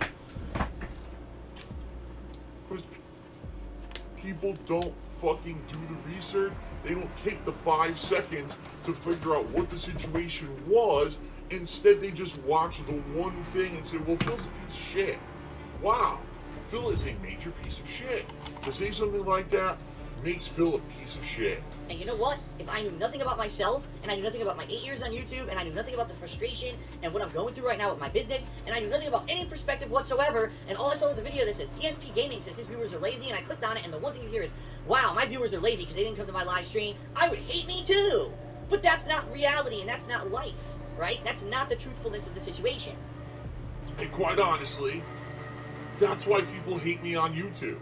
That is definitively #1 the reason that people hate me on YouTube.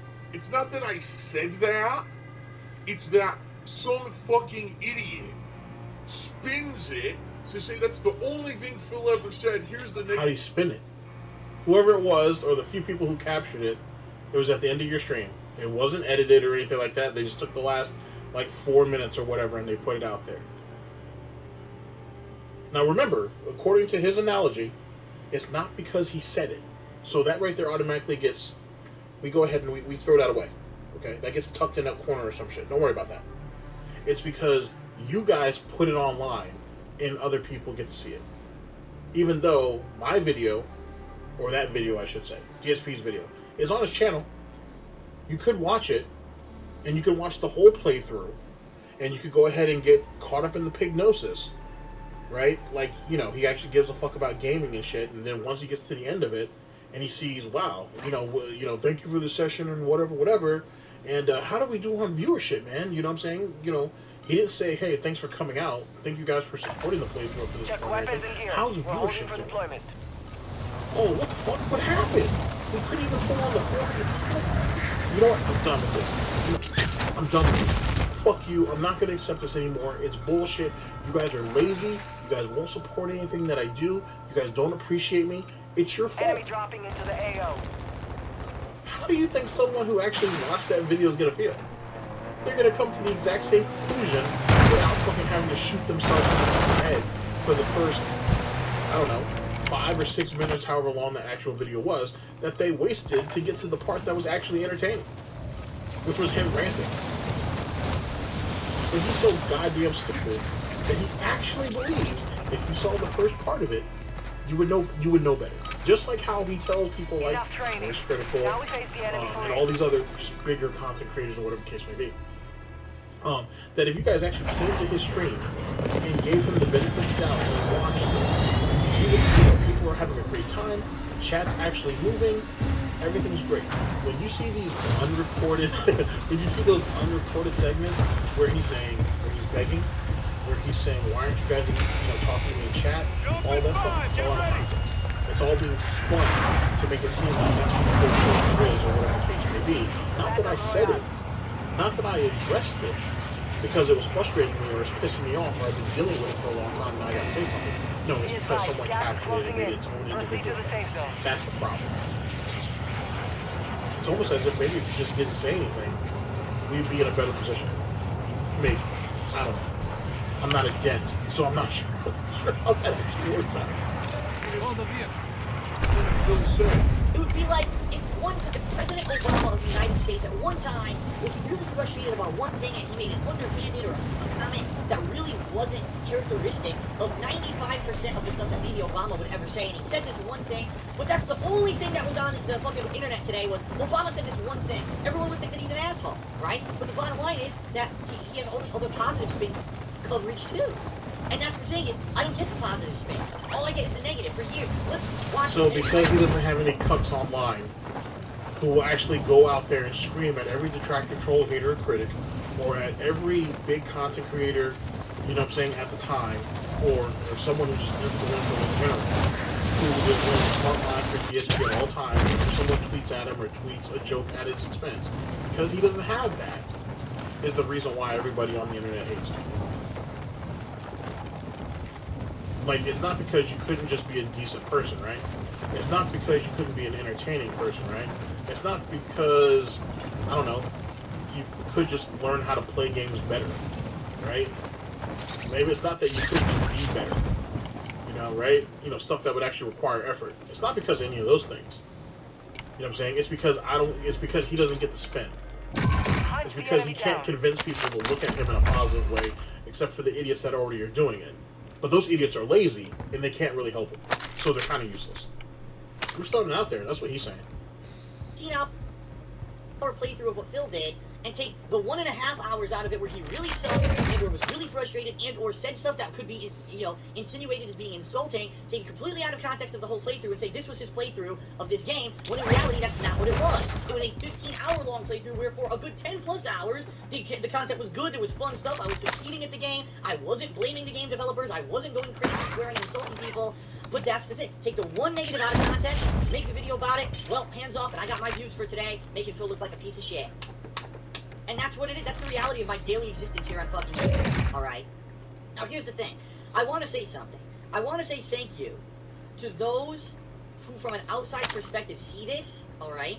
And they kind of, wake me up to reality. Because the bottom line is, yesterday the stream went offline, and I didn't think anything before this sicko says what he's about to say, he's talking about Rich. But I want you, yet again, let me bring this back for you from the beginning, and I'll let it play all the way through, and then I'll come back in. I want you to hear how fucking sick this fucker is when it comes to other people pointing out his shit. And I want you to think back to the Moist Critical situation we just had recently. Alright. Now, here's the thing. I want to say something. I want to say thank you to those who, from an outside perspective, see this, alright? And they kind of, wake me up to reality. Because the bottom line is, yesterday the stream went offline, and I didn't think anything of it, and I uploaded my video like usual, and I played Watch Dogs and all this, and I really didn't hear anything. All day I didn't hear anything, and all of a sudden, overnight, apparently, I got a bunch of tweets. In regards, it's Rich from Review Tech USA, who watched the video from the kid who steals my stuff on a daily basis, that piece of shit, watches this fucking out-of-context video, and he tweets me and he says, Phil, this video is the reason why people are turned off to your streams and turned off to you as a person on YouTube. This is why people hate you on YouTube, because of comments like this. And I look at it, and immediately I'm like, this is a completely out-of-context comment, right? It's a one... You see what I'm saying?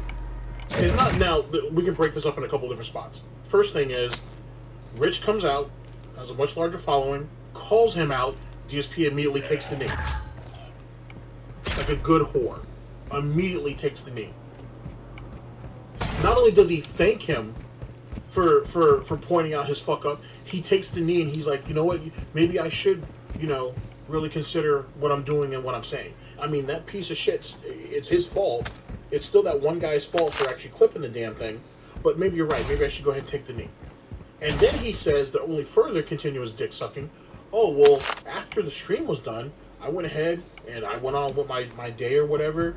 I didn't hear anything, and I went to play this video game and whatever, and woo, and nothing happened, so I I don't see what the problem is. And then you decide to come out of nowhere, Rich, and say that, hey, this is fucked up. This is why people hate you. Stupid. You shouldn't do stuff like this. And his first response, DSP's, is, I did nothing wrong. I did everything correct. What is wrong with what I said? You see what I'm saying?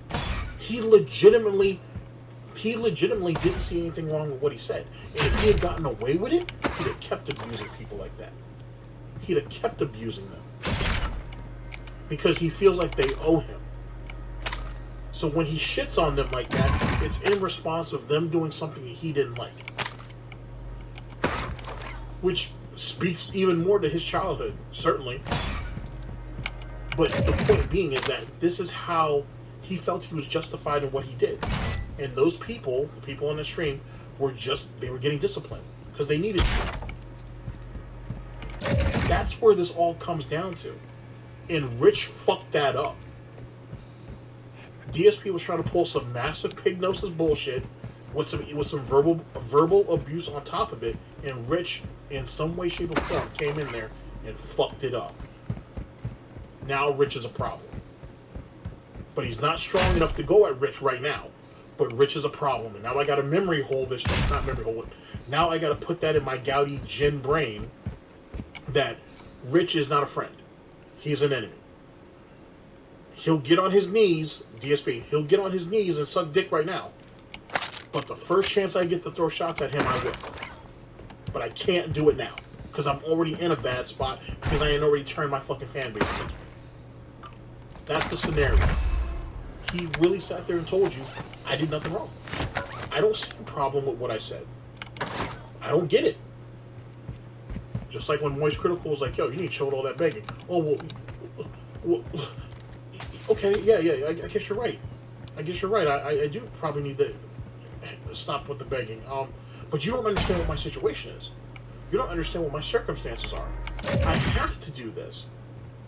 Maybe you should consider interviewing me so I can go ahead and get my message out to a larger audience, because only one narrative is really out there, and it's not mine. The truth. What really is going on. Not what these other guys keep saying, who essentially can essentially raffle off what I say as if that shit is like encyclopedia type fucking knowledge and shit. Not them. Not them that can call me out on goddamn almost every lie that I've ever said by year and by situation. No, you need to listen to me. Because it's actually happening to me. And since you're already talking to me and I'm already agreeing with you that maybe I need to quit with my begging, maybe you need to give me a platform so I can go ahead and speak my truth. That's essentially what he wanted. That's essentially what he wanted. It's the one moment of weakness where I said something bad that I openly admit now I apologize for. It was wrong. I shouldn't have said that, and it's certainly not the case. I don't think my viewers are lazy. That's bullshit. And that was just the frustration of it just coming out of me and me saying it wrong. I don't think my viewers are lazy. I just think there's something fucking going on. I gotta figure out what it is, right? What is that? I openly admit now that I was wrong. His words, not mine. But he openly admits now what he said is wrong. Because Rich had to clap at him with some cucumbers or some shit, and that woke his ass up. Just keep someone engaged for a live stream. I don't know what it is right now. I don't get it, you know.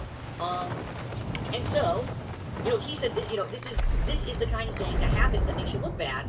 And, you know, I appreciate that feedback, but what I wish Rich wouldn't do would be saying that publicly on Twitter, because then what happens is, oh wow, Phil said that, Phil's a piece of shit. They don't see in context. Again, Rich sees it, and Rich kind of knows my history, and Rich kind of knows there's a bunch of kids who fucking make it their life's work to just make my life miserable. He gets that. He gets a lot of that too on YouTube. He gets a lot of that kind of hate. In fact, a lot of the same people who hate on me hate on him on a daily fucking basis. So it's kind of weird that we have nothing to do. Yeah, I plan to address that. Hopefully, I hope to address that. You know, someday. You know what I'm saying? It'll be a series of videos and whatnot, so you can actually see where Rich and DSP come from, or at least where Rich comes from, and you see a lot of correlations, right? And they're really just two sides of the same fucking coin. Just one happens to be a larger channel than the other, to be honest with you. Rich has had his namesayers over the years. Rich has fucked over people that are supposedly his friends. Like, you know how DSP ended up getting John fired from one of his jobs and shit? Review Tech USA is theoretically the reason why Monday Matt got doxxed. Womp womp. So there's a, I mean, he didn't mean to, It was inadvertently, but it.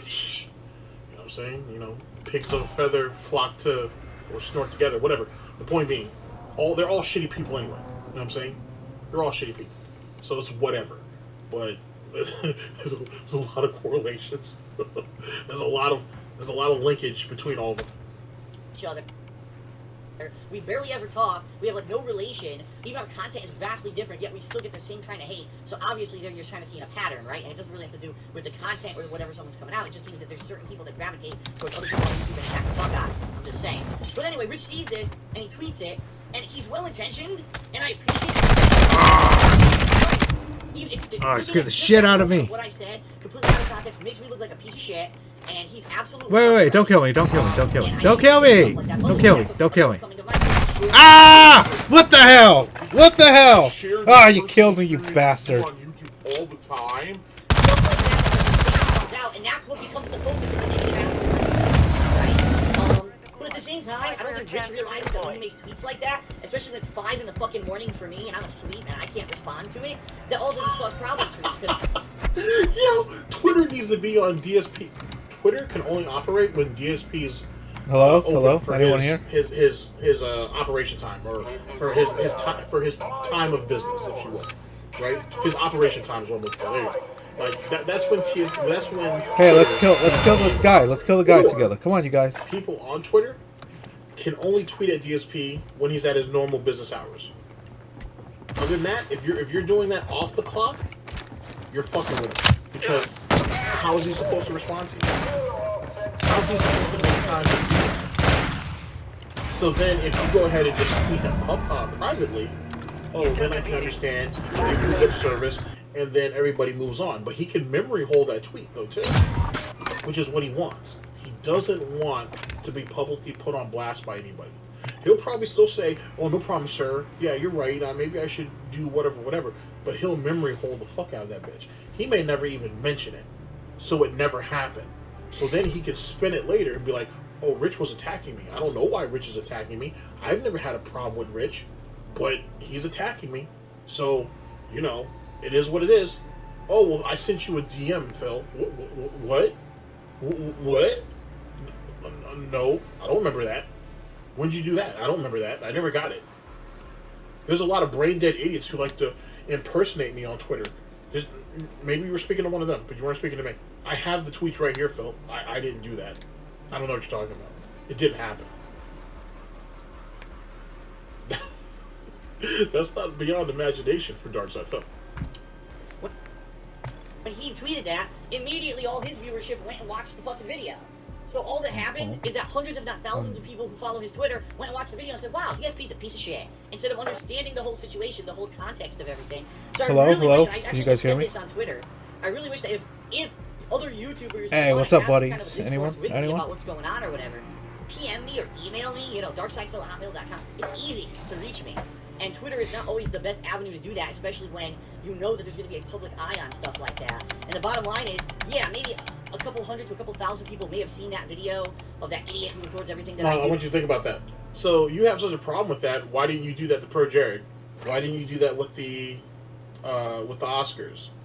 Why didn't you do that with anybody that you're trying to tweet at on Twitter? That 3 or 4 a.m. tweet that you gave to James Chen, why didn't you go ahead and send him a tweet? Why didn't you DM him? When Alex Valle is online and you try to co-sign and suck his dick, why don't you send him a DM on that? Same thing with Justin Wall. Same thing with Low Tier God. Why aren't you... Hey, what's up? Can anyone hear me? You think it's doing... What's up, bros? Anyone hear me? Have Darkside Phil tweeting at them? No, it don't. But if that can put... Hey, can you hear me? Can you hear me? Can you hear me? Hey, you, can you hear me? Can you hear me? Yes, Hey, yes, can yes. you hear me? No context, Can you hear me? Okay, but now because Rich tweeted it now, Ah! even though it Bitch. makes me understand, oh wow, I see what's going on. Did you hear me? It ends up hurting me even further. I don't think he gets it. Okay. So now to end this video, allow me to explain many things, because I want to clarify for everyone definitively the truth of the matter. The bottom line is what you hear from everyone else on the fucking internet, and what you hear from this video over here, and this tweet over here, and these shitheads over here, is not the truth. What you hear from me is the bottom line for myself and my stuff, alright? Number one, I am not quitting Pokemon Go. There's this big mass just misunderstanding. I get Are you putting Pokemon Moon? Like, Get ready, 5 seconds. where did anyone get that idea from? Never once in this entire discussion did I say that I'm going to stop playing this game that I love. And then I get, well, Phil, Stop playing this game that I love. You know what's funny though about those 20 or 30 people that he's using as an example to try to prop himself up and prop up his narrative? They, by saying it the way that he said it, more than likely they weren't on stream. They weren't there supporting the stream. They're just watching the video later on. Alright, I They're got on stream. So the very people that he's upset at, he's not taking any shots at. He's taking the shots at people that are there. And that should be trying to control the narrative. Instead of the ones who aren't. Ain't that crazy? Ain't that silly? Oh, I got 20 or 30 people who messaged me saying, hey man, you're quitting the playthrough? Why? What's going on, man? If they were on stream, they would know that. Even though he sounded like a bitch. And he sounded like he had an attitude. And it sounded like he wanted to rage quit it. But those people aren't on the streams, though. They're just watching the videos. And then they're seeing what's going on Twitter and thinking, well, shit, you know, when DSP gets in his mood, or in his moods, maybe he is thinking about quitting it. So it's no surprise that people get the woodworks if those people even exist. For all we know, DSP lies about the dumbest shit. So those 20 or 30 messages may have never even happened. you're quitting Pokemon Moon, you're a piece of shit, you're only doing this for money, obviously. I'm like, what? What? I'm not quitting Pokemon Moon! I love the game. I haven't even looked at viewership on YouTube to see if the videos are getting any views. I don't care. Pokemon Moon is the kind of game that I know I can play at length. It doesn't have to be a rushed game. It could be a game that I play at length and I balance with other games. So even with other company games like Final Fantasy 15 and other stuff, I can play Pokemon Moon potentially. Hey, can anyone hear me? The year as a fun playthrough, right? And I don't feel any pressure. Right? I don't. I feel like the least pressure of all the games I'm playing, I feel like that's like the least pressure kind of game where I can just play it at my own pace and have fun with it. It just so happens right now, it released on Friday, I'm having a ton of fun with it, so I'm playing it heavily now, but I'm not pressured to have to rush and finish the game or anything like that. If that's the case, then why are we upset at low viewership on the streams? Why is that a thing? And then why were we bitching previous to this about ad revenue? And how, you know, he needs people to watch the videos because this is how he makes his living? So when people say, hey, you're a piece of shit and you're just doing this for money, well, yeah. You are a piece of shit and you are doing this for money because this is your job. I don't understand where the narrative has gotten confused. Understand where this mentality is coming from. The people think I'm quitting the game. I never said that. I may stop live streaming it, but I'm not quitting it. That's when I'm really enjoying a game. I'm not going to just quit it out of nowhere. You know Hey, what I mean? can I'll anyone find hear a me? way. If I'm really enjoying Hello? the game, I'll balance it. And I'll make a comparison here. Compared to a game that I'm doing and I'm really not enjoying it, I'm not going to continue it. And there's a lot of people who, yeah, well, Phil didn't finish this playthrough and Phil quit this playthrough, he rage quit this playthrough. If I'm not enjoying it, why the fuck would I keep playing it? You know? That's my mentality. The whole reason I'm doing videos for YouTube is to play games, to show you what the games look like from a common gamer's perspective, to express my opinion on that game live, and if it's a game that's great, I'll keep playing it, and if it's a game that's okay, I'll probably still keep playing it. If it's a game that I feel is absolutely god-fucking awful, like Homefront got here, are you fucking kidding me? Why the fuck would I continue to play that piece of shit? No Man's Sky? I gave that game more than enough of my fucking time, and it's a fucking stinking piece of crap.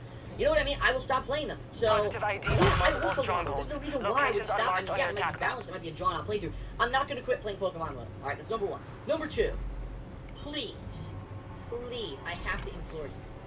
When you see or hear something that I say that seems out of context, that seems weird, Phil normally wouldn't just insult the viewers out of blue and say that they're lazy. I mean, Phil live streams 365 days a year. Phil puts out gameplay videos 365 days a year. Out of the 365 days, were there 2 days this year where maybe he said something that didn't seem right? You know what I mean?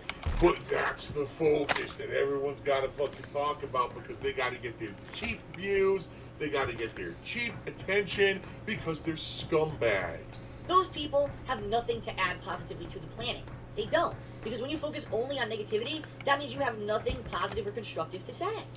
And that's the reason why they exist, because they can get attention for themselves by feeding off of the moment of weakness of someone else. So it's positive and constructive to shit on fucking game developers and publishers and say they should lose their jobs and call game publishers and developers cheats or thieves or whatever the case may be. That has a place in the world, but people saying, hey, you're a liar, you're a cheat, and you put out subpar bullshit that you want people to pay for or support, or you come up with these lies so people can give you money to do stuff that you never have any real intention or plan of doing, right? You just get a memory hold the whole scheme and later on down the line, and just try to rehash it later. That's not constructive. Positive is whatever you want to make that to be, but it's not. It's not constructive though. I don't understand that. Make that make sense. How does that work? Especially amongst detractors, trolls, haters, and critics, there are those who are far more reasonable than themselves. Like, far more reasonable. So how is it that nothing that they do is, like, worthwhile and it shouldn't exist? I don't know. You're gonna have to explain that further. I need to know. This one moment of weakness, right? Please, when you see stuff like that, don't take it as the end-all fucking be-all of who I am, alright? And I know now I'm really only talking to my core fan base, and it's far too late for a video like this to have any kind of impact on the commonality of the YouTube viewer. The common YouTube viewer thinks I'm a piece of shit, because there's so many videos out there of those moments of weakness that are out of context. You don't understand the situation of where I'm coming from and why I would have been so frustrated or just so overwhelmed at the time that I would say something stupid, right? That stupid thing becomes me. It becomes synonymous with me. Now remember, we're supposed to be just streaming video games for the internet. Not all this extra baggage that he keeps throwing on people. It's not your job to deal with that bullshit. You're here to be entertained. Not hear what the fuck he has to say about what's going on in his personal life. Anything I have to say about what's going on in my personal life. You're not here for that. You're here to be entertained. It's not hard. It's really not. It's really not. So when you come up out of pocket and call people lazy 2 times a year, let's go off his analogy, yeah, that makes you a piece of shit. If every 6 months you got to get up out of pocket and you feel the need to be abusive, that's a pattern. So yes, that makes you a piece of shit. And eventually, it will be your end-all be-all, because people are going to start to expect it. Then people are going to start coming up out of pocket and trying to figure out ways to induce it, to make it happen more often. And if you bite, that's on you. Self-control is a thing. And if your natural inclination, if your natural reaction is to act poorly or to act negatively to a situation that you feel is not going into your favor without actually putting any work in to fix it, that says more about you than anything that you could ever really say. You can sit here and try to give it lip service now, but it's not necessarily always about what you say, but it's what you do.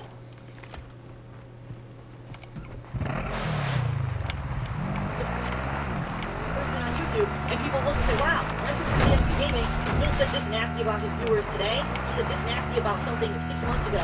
Oh my god, last year, 2015, Phil said this and this and this. Wow, did you know that in 2010, Phil was on Lit TV and made a joke about the Jews and Nazis? Oh my god, once ever, Phil made a horrendous joke, learned his lesson, never made that kind of joke ever again, and repeatedly apologized for it and explained that that joke was actually copied off of other but man, you still gotta bring that shit up. And that's find these moments. I like how I like one, how he co-signs what I said, but 2, he even proved my point by showing a pattern. I had did that already too, but I like how he established a pattern of shitty behavior. And then ends it with Blip saying, oh, he did this thing on Blip and I apologized for it multiple times and I was out of pocket. He didn't apologize for that shit at first. At first he said that Blip was wrong for kicking him off and the people who did it hate him. Hey, can anyone hear me? Can anyone hear me? They were trolls, essentially. You, can you hear me? He defended the joke. He said, and I quote, I made the joke because people are really scared.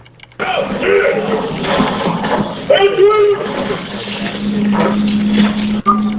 helps the tension. It kind of lowers the atmosphere, or it gives a bit of Hey, to that. let's kill the gunner. Let's kill the guy. Come on. Aren't as scared. Alright. Come on, let's kill the jailer. Let's kill the jailer. Dumb down Come on, let's kill the jailer. Ah, dicks. You explain to me what the logic was in that. That moment in 2010, people still bring up to this day. And it's like, are you kidding me? 6 fucking years ago, you still bring it up? What is in that happened? You're out of control. So this video is obviously not for the common YouTube viewer. I really don't feel that a vlog like this, nothing that I do at this point would ever thinking about it, because there's so much of that take the one moment of weakness, and that's become who I am on YouTube, because I show those moments of weakness. All the other YouTubers have these pre-streams, have these behind the scenes, just the content.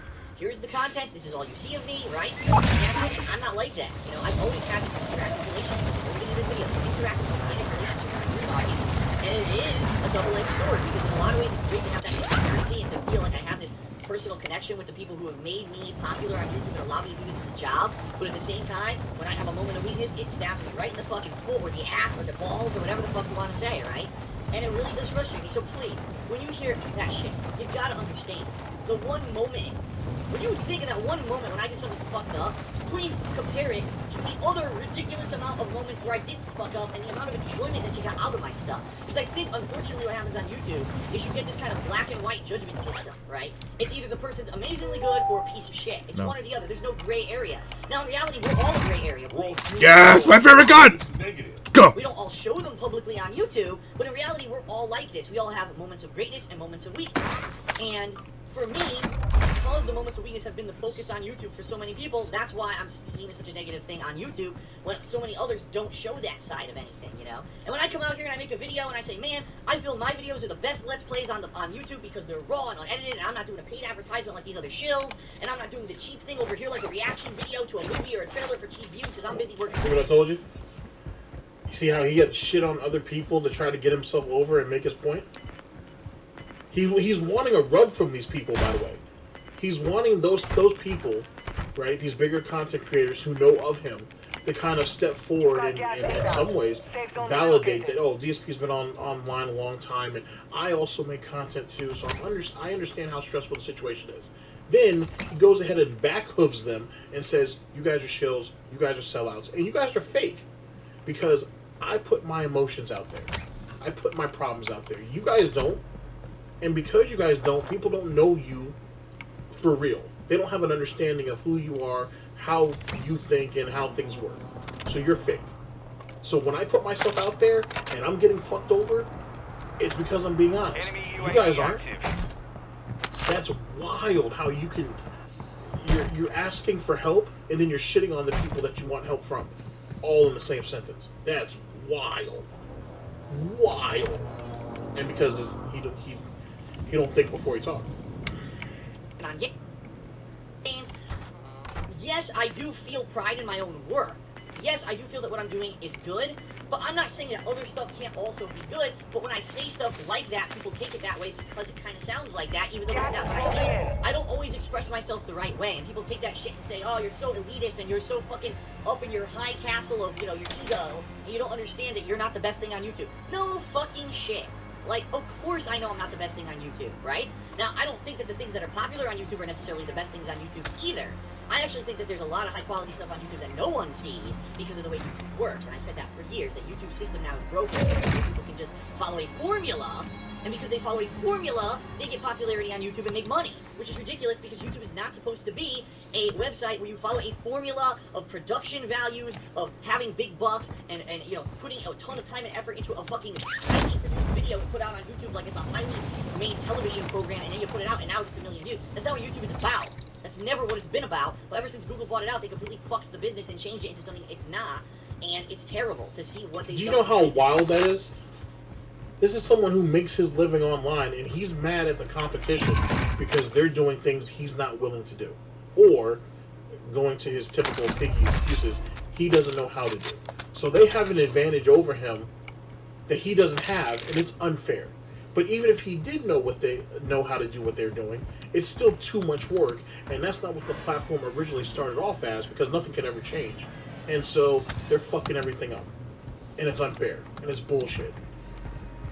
And that's why little guys like him are always going to stay little. Because they'll never be able to get a foothold because it just requires too much work. And the platform is never supposed to be about work. It's about putting it out there, and people just like it because, guess what? It's one of the few. You're one of the few people who do it. That's what it is. He doesn't want to work. He doesn't want competition. He doesn't want anything that's going to help him grow as a person, as a content creator, as a streamer, because that requires too much. He has the nerve to turn around and call. He has the nerve to say people are greedy, while he turns around and figures out how to do less than what they're doing and make almost as much as they make, or maybe even make more than what they make, because essentially he's calling all these people who put all this time into it greedy. They're greedy. They're selfish. They're fake. Why would you support them? When he gives you the raw, uncut content, right? That's him being real and authentic. And he's putting himself out there, and you're seeing all of his vulnerabilities, and yada, yada, yada. And that should be commended. That should be supported. For everybody else who cuts everything out and does this, that, and the third, they're full of shit. And why are you supporting it? You're a dumbass. That's literally what he's saying. Oh my god. Oh my god. It's a shame that you cannot do what I became popular for on YouTube. Can never become popular again. People all the time say to me, Phil, how do I become a Let's Player like you and get popular? And my answer is you can't. You can't. You can't do that on YouTube anymore. That's not what YouTube is. YouTube changed their entire business multiple times to the point where if you just do something like that, a grassroots effort, it'll never become popular. They have completely destroyed that. And I understand. And obviously that's been proven multiple times that that's wrong. He has no clue what he's talking about. He's said for years that people can't make a living online or on YouTube off ad revenue, yet he called out somebody maybe like only a few weeks ago, about a month ago, saying that their God of War Ragnarok first boss fight was absolutely terrible, but that video has so many views that probably made like $5,000 just off that video alone, and that doesn't make any sense, and that's bullshit, yada yada yada. So think about, yet again, he supposedly knows all about the business. He understands how the business is changing. No one's ever going to be able to follow in his footsteps, and yet people have trampled on his footsteps and left him in the dust, and he can't accept it. Wow. Stupid. But I'm lucky enough that I started early enough that I still have a viewer base for what I do, and I need to find a way to maintain that and somehow find a little bit of growth. And that's the problem is, every time I get a little bit of growth from me, earlier this year I had a ton of growth. All my channels were doing better, and then all of a sudden this summer, and I have no explanation why. And no one stepped up and said, back to that abandonment issues. definitively, here's what happened, Phil. You said this, and it turned everyone off. No one said that. And it wasn't like, it's just, how could it be popular one day and unpopular the next? I don't get it. KO Gaming was doing ridiculously well. Ridiculously well. And then all of a sudden, the videos just don't get attention anymore. I'm like, what happened? I didn't change. I'm putting out the same kind of quality content. I'm covering the new games. This is what people said they wanted to see for the rest of the year. Where did the attention go? Why do I have 24,000 subs on KO Gaming and only it's like 5,000 to 7,000 views a video? I don't know. What happened? How do you get that much job? If anyone can figure that shit out, that's what I need to fucking know, alright? I don't need to hear the one moment of weakness where I insulted people because I was fucking so frustrated about stuff, and obviously I'm an idiot for saying that, and I apologize for it. That doesn't help. And I think that these idiots who they think that we're just exposing Phil and we're making him see who he really is so he'll improve. That doesn't make me improve, you idiot. We're not a context video on the See what I'm saying? See what I'm saying? The Hey, buddy. people who supposedly heard him, Hey, he's will going you to be nice? call them idiots. Will you be nice? Continue to drive the narrative, Phil, and go ahead and just stoke the fire, because you're good at go ahead and stroke the fire, Phil, on that nonsense, so people continue to keep coming at him. And you can make your own fan base, or viewer base, really, even more resentful and not want to watch you anymore. He's fantastic at that shit. There is nobody that I've ever seen who could shoot themselves in their own fucking hoof over and over and over again and act like it doesn't hurt and almost justifies doing it because people won't move or people won't think the way he wants them to think. I'm not saying it's something that's exclusive to DSP or even exclusive to lolcows, but that shit is fucking definitely fascinating. It's definitely fascinating. Fuck. Help me improve. Are you that stupid? Yeah, you all must be. Because that only kills me. All you're gonna do is make me completely destroyed and never be able to make a video again that anyone would ever want to watch. Because every time they search for DSP or DSP Gaming, they see Phil insulted his roommate, says they're lazy. Phil made a Nazi joke. And then 30, 40 occurrences over an 8-year span that make me look nasty. And of course, this is how you don't play videos. Rather than, oh, The 40,000 fucking great gameplay videos that I put up on the internet, the hundreds of reviews that I put up on the internet. so anyway, trick or clue.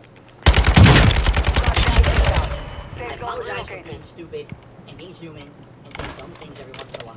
Understand that's not the end-all be-all of who I am, okay? I would hope that at least there's enough intelligent people when you see something like that. Now, wait a minute. You know, Phil's been out for 8 years. I'm pretty sure that he does this fucking stuff like that all the time. And, you know, I want to get to the bottom of this. You know, and someone like Rich from Review Tech USA, right? He sees it and he's like, now, wait a minute. Now, Phil wouldn't just say this all the time, and this is bad, and then he tweets about it, and that's good, but it's also bad. If you got something to say, anyone, I mean this, send me to phil@hotmail.com. You can PM me on Twitter, which I think you can send PMs, I don't even know. Less than 25 Got was it. still standing. Got it. From the law. No, fuck you, worm. It's gonna be a stick to be a stick, but It glitched! no one, It you glitched! haven't done anything. You haven't done anything to drum what you've done. He You're nearly done. hasn't Kill drummed us, up enough goodwill, Kill. charity, or worthiness to have the benefit of the doubt. There are plenty of people who have a bad stream and who may have raffled off and said some shit, may have taken some shots at some people who never did nothing to them, or whatever.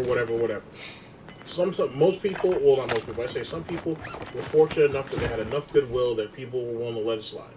They can understand the situation or the circumstances. DSP is not one of them. He is not someone who has done that. So no one owes him anything.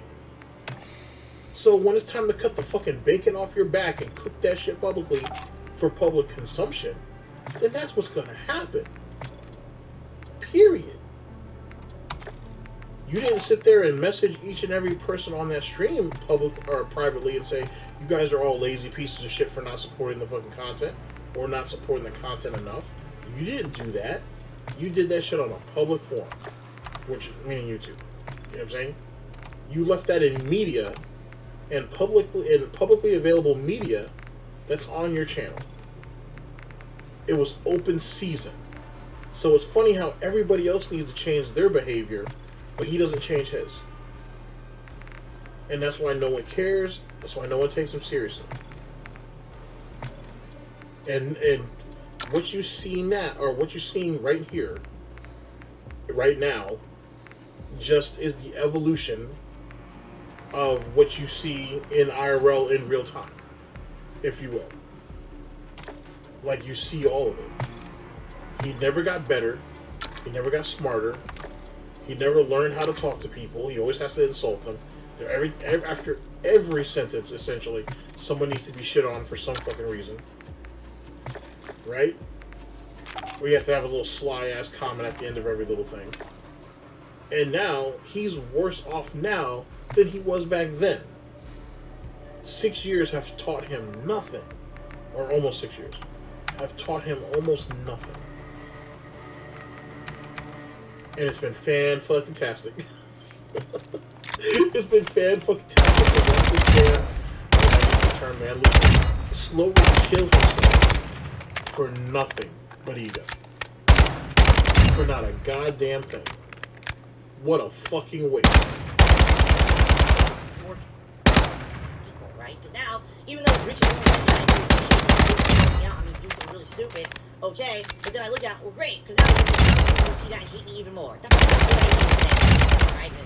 Get ready for my live, yeah, I wake up in the morning, get ready for my live stream, I wake up and I'm like, what the fuck? Day where I just want to fucking play games and have fun, I gotta deal with more of this fucking stupid stuff, and this has been my life. I know a lot of YouTubers don't put up with this kind of shit. They don't have to. I do. Since I started the day that I fucking started. But anyway, I wanted to make this video. I'm not quitting Pokemon Go. I don't think that my viewers are lazy. I'm trying to get to the bottom of what's going on. Yes, shortly I'm probably not going to be live streaming as much anymore. In fact, today's probably the last stream of Pokemon Moon, and it is what it is. That's reality. okay? And I apologize for being human and for showing that weakness, you know, as often as I do. I try not to do it all the time, but yeah, it comes out, and I fuck up, and I hope that there are at least enough people who understand how life works to know that, wow, if Fool made a mistake, well, he'll come back from that mistake, and will provide us now with months and months of entertaining content before hopefully he makes another stupid mistake. That's just life. I don't really have much else to say besides I'm sorry, you know, that I say stupid shit like that. And I'm glad that there are people who call me out on it fairly versus people who just make it seem like that's all I am on YouTube. Okay.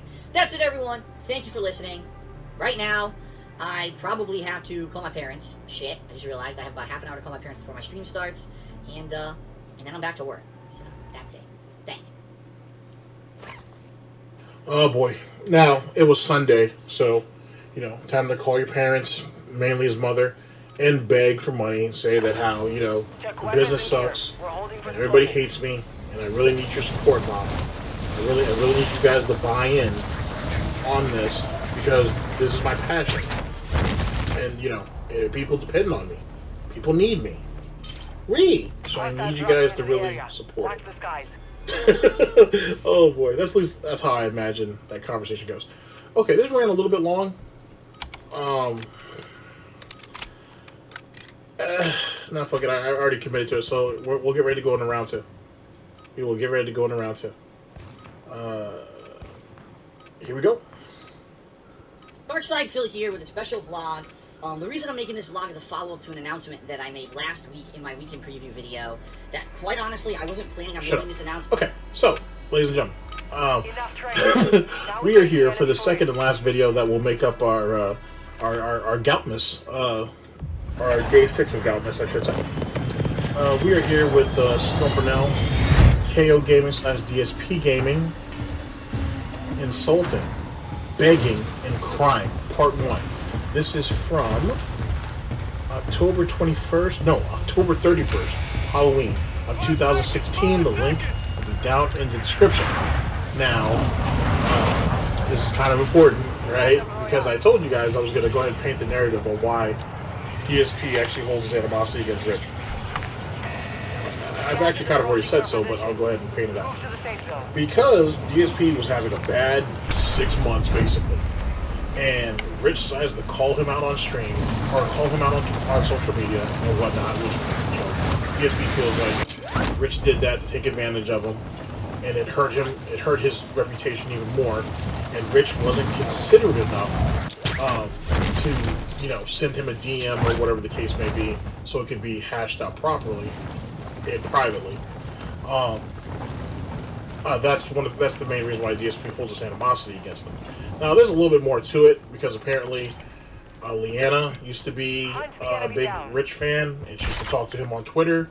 Maybe DSP slowly but surely started to develop some alleged jealousy over that. Who could say? DSP is a very jealous person. I don't know. DSP also says that he was irritated by Rich. You know, the cucumber jokes and showing his hairy nipples online. Whatever. So there's a lot to it. What I want to do now is we're going to go ahead and, as I said, we're going to go just before that public display, that public cutting of the bacon, if you will, back to about a month, well, about 20-something days earlier, and let you listen to him bitch about low views, right? How ad revenue isn't working out, how the business is suffering, and how people need the help. And it's really the precursor to why Pokemon Sun and Moon ended up falling out the way it did. So, you know, it could have been done in order, but I kind of like doing it this way better. Alright, so here we go. Darkside Phil here with a special vlog. The reason I'm making this vlog is a follow-up to an announcement that I made last week in my weekend preview video. That, quite honestly, I wasn't planning on making this announcement. It wasn't good news, okay? A lot of people were confused. A lot of people wanted elaboration. A lot of people were supportive, which is great. But what I want to do is make a video just on this subject while I have a few minutes tonight, so that it's out there, so that the word will now be spread formally in a video that's not the weekend preview or something else. It's a video all into itself about what's going on right now with myself and my business. I do have some good news in regards to some stuff going on right now. And I want to give you periodic updates on what's going on, because as you know, I've been on YouTube for 8 years, and I've been doing this as a job since late 2010, early 2011. It's arguable because really I wasn't signed with Machinima as a partner channel or anything like that until early 2011. And so there's an 8-year legacy on YouTube. And by the way, more videos than probably anyone has uploaded to YouTube, besides maybe someone who uploads 5-second clips and spams them like a crazy moron. More significant videos, more videos with actual content. I'm probably the most prolific YouTuber on the entire internet. Even though there's other people that have been around as long as me, no one's put out as much hourly long content as I have in the past 8 years. So I've shared my life with you guys and gals for 8 freaking years, okay? And let me tell you, there were a lot of sacrifices along the way. My lifestyle completely changed when I started doing this as a job. I didn't have a lot of time anymore to do stuff with friends and things like that. You know, and I think that actually kind of led to the falling apart of a lot of friendships and stuff that I had. Not just people who've been on camera with me, but other people as well. Friendships that I had back home and stuff that just kind of fell apart as I made YouTube kind of my living. Because I needed to sacrifice a lot, you know, putting in so many hours of gaming and covering all the new releases, and even to this day, I still don't think people realize how little of any kind of a social life or anything I really have, because YouTube is my job and this is me and me alone. There's no other person helping me with this. There's no one else who I hire to do video editing. There's no one who uploads this stuff for me. There's no one who monitors my social media. I'm not a team of people like a lot of these other successful gaming YouTube channels, right, that are popping up daily now, and they're all becoming super popular. It's a team of guys, young guys, who are all working together, right? I don't have that. I've always been me, myself, and I, okay? And even today... Except for when John and Howard and OJ used to be there, as well as some of the other guys. But but it was... it was the gout, the doubt, and the snout the whole time. Anywho, really shitty. Like, really shitty explanation for why he can't have friends or whatever. Because he doesn't understand how to balance work and life. But that's not really the case. He drove people away because everybody and everything around him was content. That's what it was. It wasn't about work. It was about greed. And he thought, because we're going to go ahead and play off the ignorance card again, hey, you guys are my friends. So, you guys want to hang out, great, I'm going to record it. Because this is my job. But we're going to still have fun, though. We're still going to be cool. I'm just going to post it on the internet so everybody else knows what's going on and what's everything said and yada, yada, yada. You know what I'm saying? So, well, why can't we just chill and just have a good time with each other? Well, what's the difference? I'm just going to have a camera. It's not that big of a deal, right? It's not a deal breaker, is it? Then after a while, people just stop calling you. After a while, people start having birthday parties, or they start having gaming sessions or whatever, and they're not telling you. And then you hear about it a week or two later, and they were like, yeah, man, we had this really cool session or whatever, and we discovered this. Wait, what? Why didn't you guys tell me about it? Oh, well, we thought you were working. Well, yeah, I was, but I could have gone out there. I mean, I could have recorded and put it on YouTube. Nah, we're good. So, it's not an excuse. Like that whole workaholic bullshit you try to pull during the John and Howard response. It's not an excuse. It's not an excuse. You were using those people. And they knew it. Well, they eventually figured... Well, I think John always knew it. But I think Howard just was like, I'm better than this. We can't be looked at as... Hey, let's kill the jailer. So, but you were using people. You don't get the faint ignorance yet again to get out of responsibility for something that you did. If they were really your friends and you really cared about them, you'd give them personal space. You didn't do that. You thought your time was valuable, which means their time is your time. So it was to be exploited. And that's what it really came down to. I wake up, I usually shower or whatever I'm doing, refresh myself, maybe have a drink or a bite to eat, jump right into work, streaming and working for 3 to 4 hours straight, not really taking a break, but then setting up a video, which takes a while, then taking a break to have dinner and do chores around the house within a 1 to 2 hour time frame, so I can rush back to either work on an edited video or work on more streaming and more gameplay for another, 2 to 3 hours, if not longer than that. The edited videos usually take around 4 hours minimum. And then monitoring stuff all night as stuff uploads and playlist management and stuff like that. Why is he watering it? To myself. Why? An hour or two a day where I actually just sit down with my girlfriend and maybe we watch TV or talk or do whatever, Everything else has been the business, and it always has been like that. And it's funny because people say, "Oh, Phil does not do all the stuff that other YouTubers do." Yeah, Phil's a beggar. man. I don't have a team of people working for me. I never made enough money to hire anyone to work for me, to make my stuff big and popular like these other big guys did, right? All the people with high production values, these giant comedy skits, these highly edited videos of scripted comedy over stuff. I can't do that. I couldn't do that. It's not possible because I'm one man, okay? So all that being said, I made an announcement. They just said you could have paid someone to do it. But no. I don't want to throw no money out there to nobody, so nah, can't do that. Not possible. Not feasible. Last week, unfortunately, my business is not in a good position right now, okay? What happened was, as you know, last year, I was actually in a good position. It looked like I had kind of plateaued. I was right here all of last year, 2015, and all of a sudden, false copyright strikes hit my channels. Not just DSP Gaming, but also this channel, the King of 8 Vlogs, forcing me to remove pretty much every pre-stream video ever because they found a loophole in YouTube system where they could flag artwork, which is bullshit.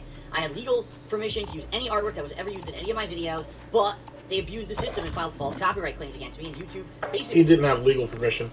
Just because you put some little header on your fucking forum saying, hey, if you put something here, it's mine, thanks for the money, dummy, was not legal precedence.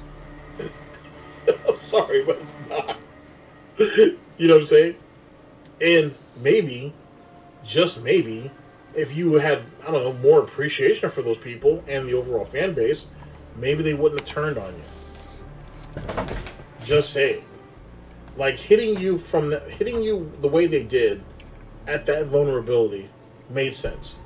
You're a lazy scumbag who relies on everything and everybody around you to continue to propel you forward. And you treat the very people who you depend on like shit. Just like he treats his equipment and everything like shit. So it wasn't hard to figure out, okay, where's the vulnerability that we can really set this dude back? He set himself up. Please. It's not like the American court system where you're guilty instead of you're guilty until you prove you're innocent, which is ridiculous. So in order to protect my business, I had to delete every pre-stream video I'd ever done up to that point that used fan art, resulting in millions of views dropping off of my channels, and my channels, literally overnight, last summer, being removed from the YouTube search system. So when you went to search for a new playthrough or a new thing, it wouldn't come up. I would not come up. Or if I came up, I would be on, like, instead of being page 2 or 3, or maybe even page 1 like I used to be, because I'm an 8-year YouTuber, now I'm on page 32. So no one will ever see my videos in YouTube search. And my business went from plateauing to being pretty good and being able to pay my bills to into the toilet. Earlier this year, things were great. My viewership was up. My KO Gaming viewership was up. DSP Gaming was about the same, or even up a little bit. Okay, King of 8 Vlogs viewership was up. And for whatever reason, this summer, I don't know what happened. Things dropped off.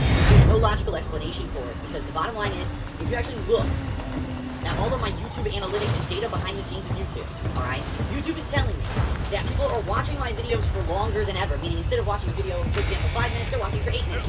That's great news, right? That means more engagement, more advertising, more potential to make money. More people are liking my videos, more people are sharing my videos.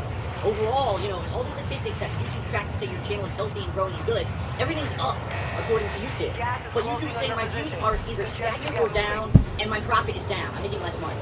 And I'm sitting here like, what the hell? How could that be possible? How could it be that I had this big, you know, positivity going on earlier this year in the spring, and then as soon as the summer hit, things slowed down, and now it's gone permanently, and, you know, I'm playing all these new games now for the hardcore gaming season, which typically at the end of the year, when this time of year starts, I see a skyrocket in views, because people who normally wouldn't even watch my stuff start coming out to watch the new games, and they want to see what these new games are, because they know the holidays are coming up. Which one do I want for Christmas? Or I only have this amount of money now, and a lot of people are calling this Broketober, right? The month where so many new games have come out, there's no way you could possibly afford them all. Which ones do you want to buy? Well, you gotta watch someone play it first to find out. So typically I get this influx, and I'm getting none of that this year. My views are like this. And it's like... I've never heard anybody call it Broketober. Sorry. I've never heard anybody ever call that. So I don't know where I don't know where that delusion comes from.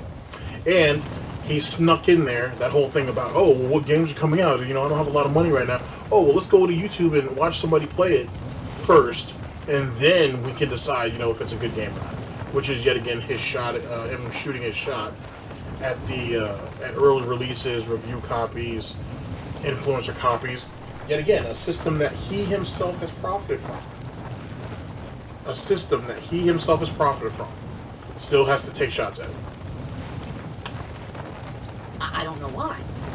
The only thing I can hypothesize quite simply, is that YouTube fucked me still. In fact, if you look at my history this year, okay, almost none of my playthroughs that I did this year got any kind of search attention on YouTube. You can actually tell because you can look at where your views come from in YouTube analytics. And it used to be, I'm not even kidding, about 1/3, if not more, of my views would come from YouTube search. People searching for a game, I would pop up and they would click on it and watch the video. I don't get any of that anymore. It's down to, I think, 2%. It's that small. Everyone is people who already watch the channel, people who are, who already know my content and they frequent it. None of that YouTube search is even. So I think that's what's going on. Is that at this point I'm really getting screwed over because of what happened last year, and there's no way Kill the jailer! Come on! You know what I mean? Now here's the thing. I want to keep doing what I'm doing. I've been doing this for 8 years, but I want to keep doing what I'm doing. I don't want to change everything that I've done on YouTube in 8 years and completely change my personality and completely change my style of video to be what the popular guys do in order to make money.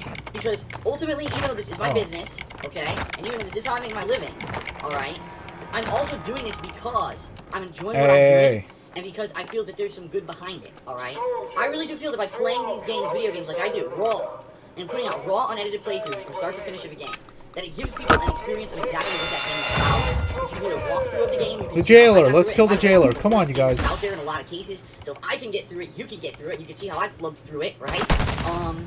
And I really do think it's more beneficial than these people who literally the only reason they make videos is entertainment. They want you to get a laugh, they want you to get a rise, or drama, whatever, right? So there really is no quality gameplay or quality information. If a guy's sitting there playing a game, But you don't provide any information anyway.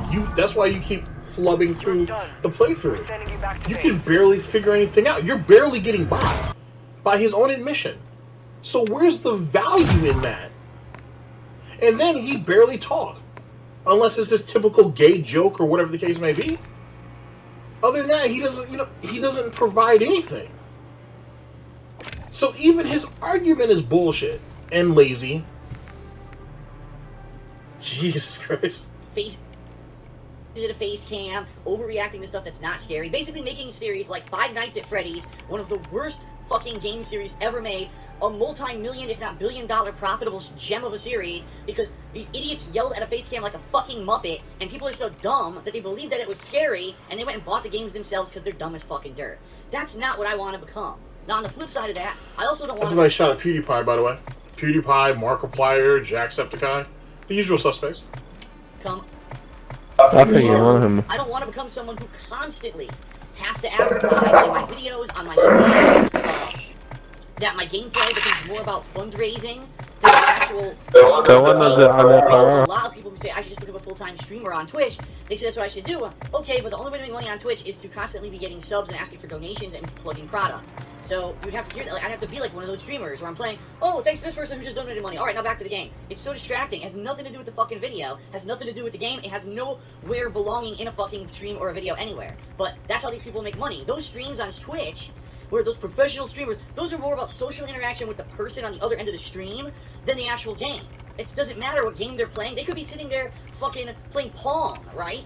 The original video game ever, Pong. They could be sitting there fucking taking a shit. And as long as they're talking to stream chat and saying thank you every time someone sends them money, they still fucking make money. That's not what I want to do. I want to put out quality content that I feel is worth making and I have fun making, okay? The irony is that's all that shit is now. You go through a playthrough, if people are feeling generous enough to donate, it's pretty much thank you for what's it called. Oh, I can't go ahead and I can't shout you out right now because like I've got this really exciting part of the game coming up, but I will shout you out later. So you had enough time to read their name and acknowledge the fact that they gave you a donation, but you couldn't tell them what the donation was. Fuck you. Every time I play a game, now I have to sit down and edit it for a fucking week before I can even start releasing videos to you. That's not fun.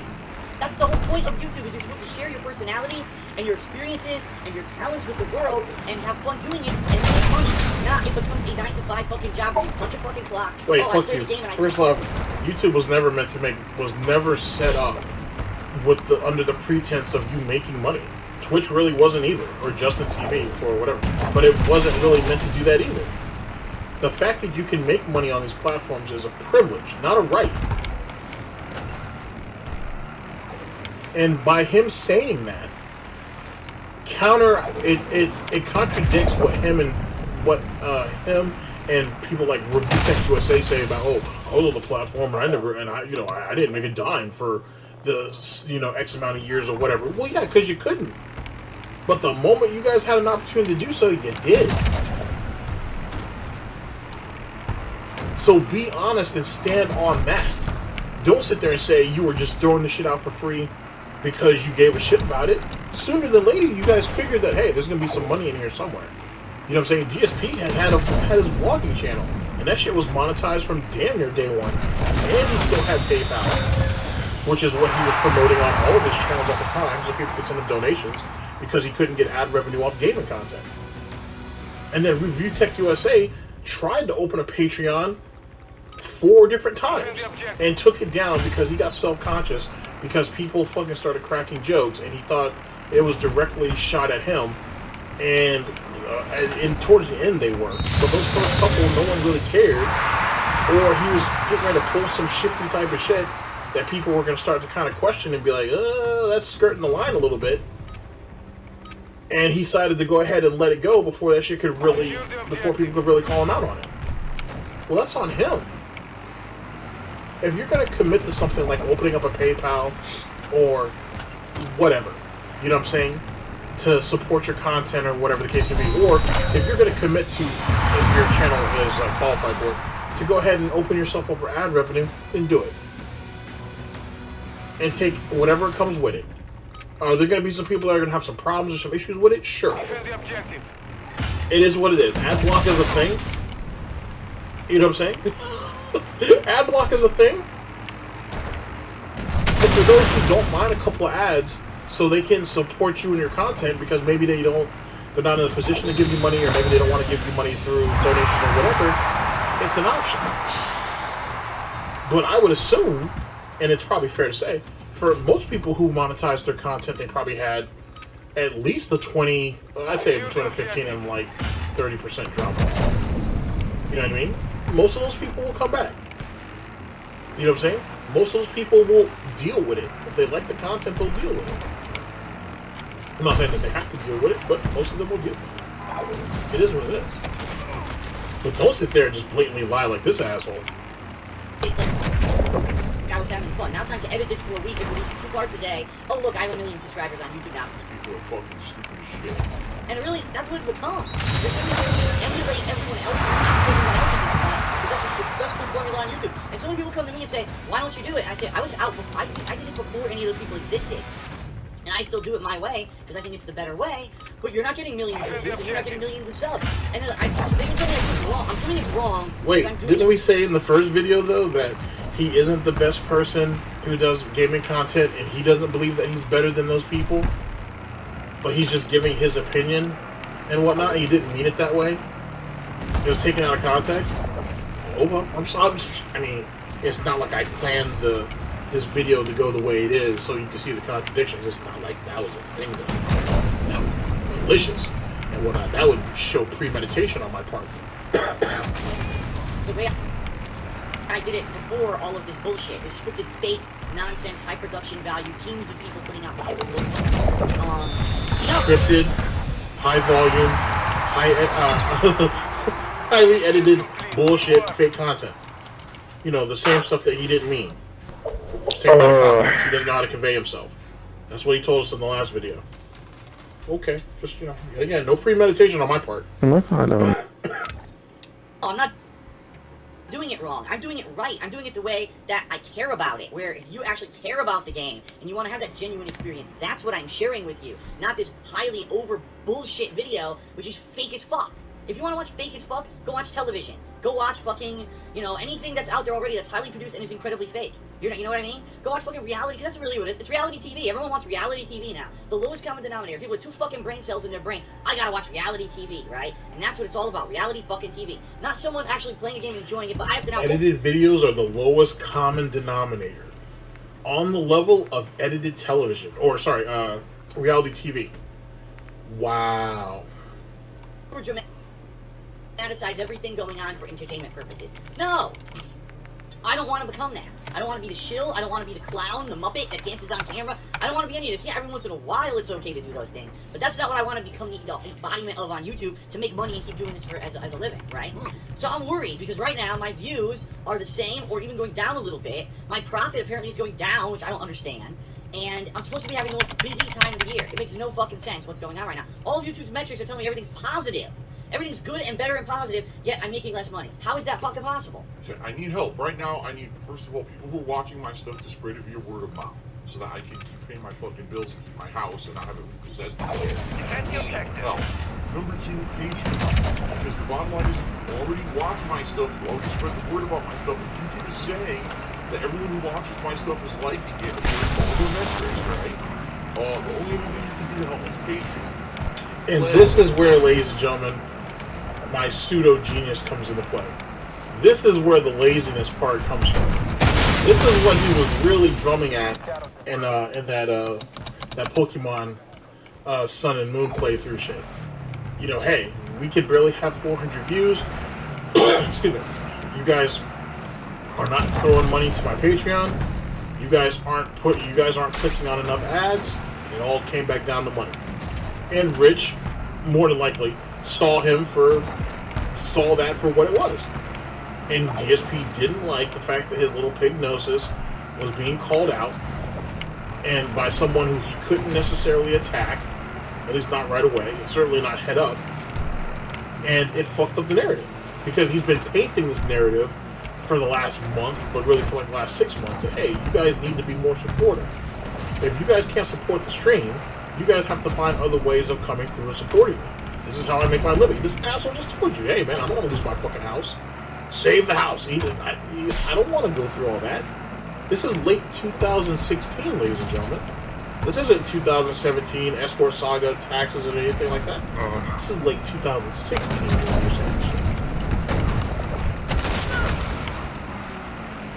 To get perks, get stuff back, but also to help me.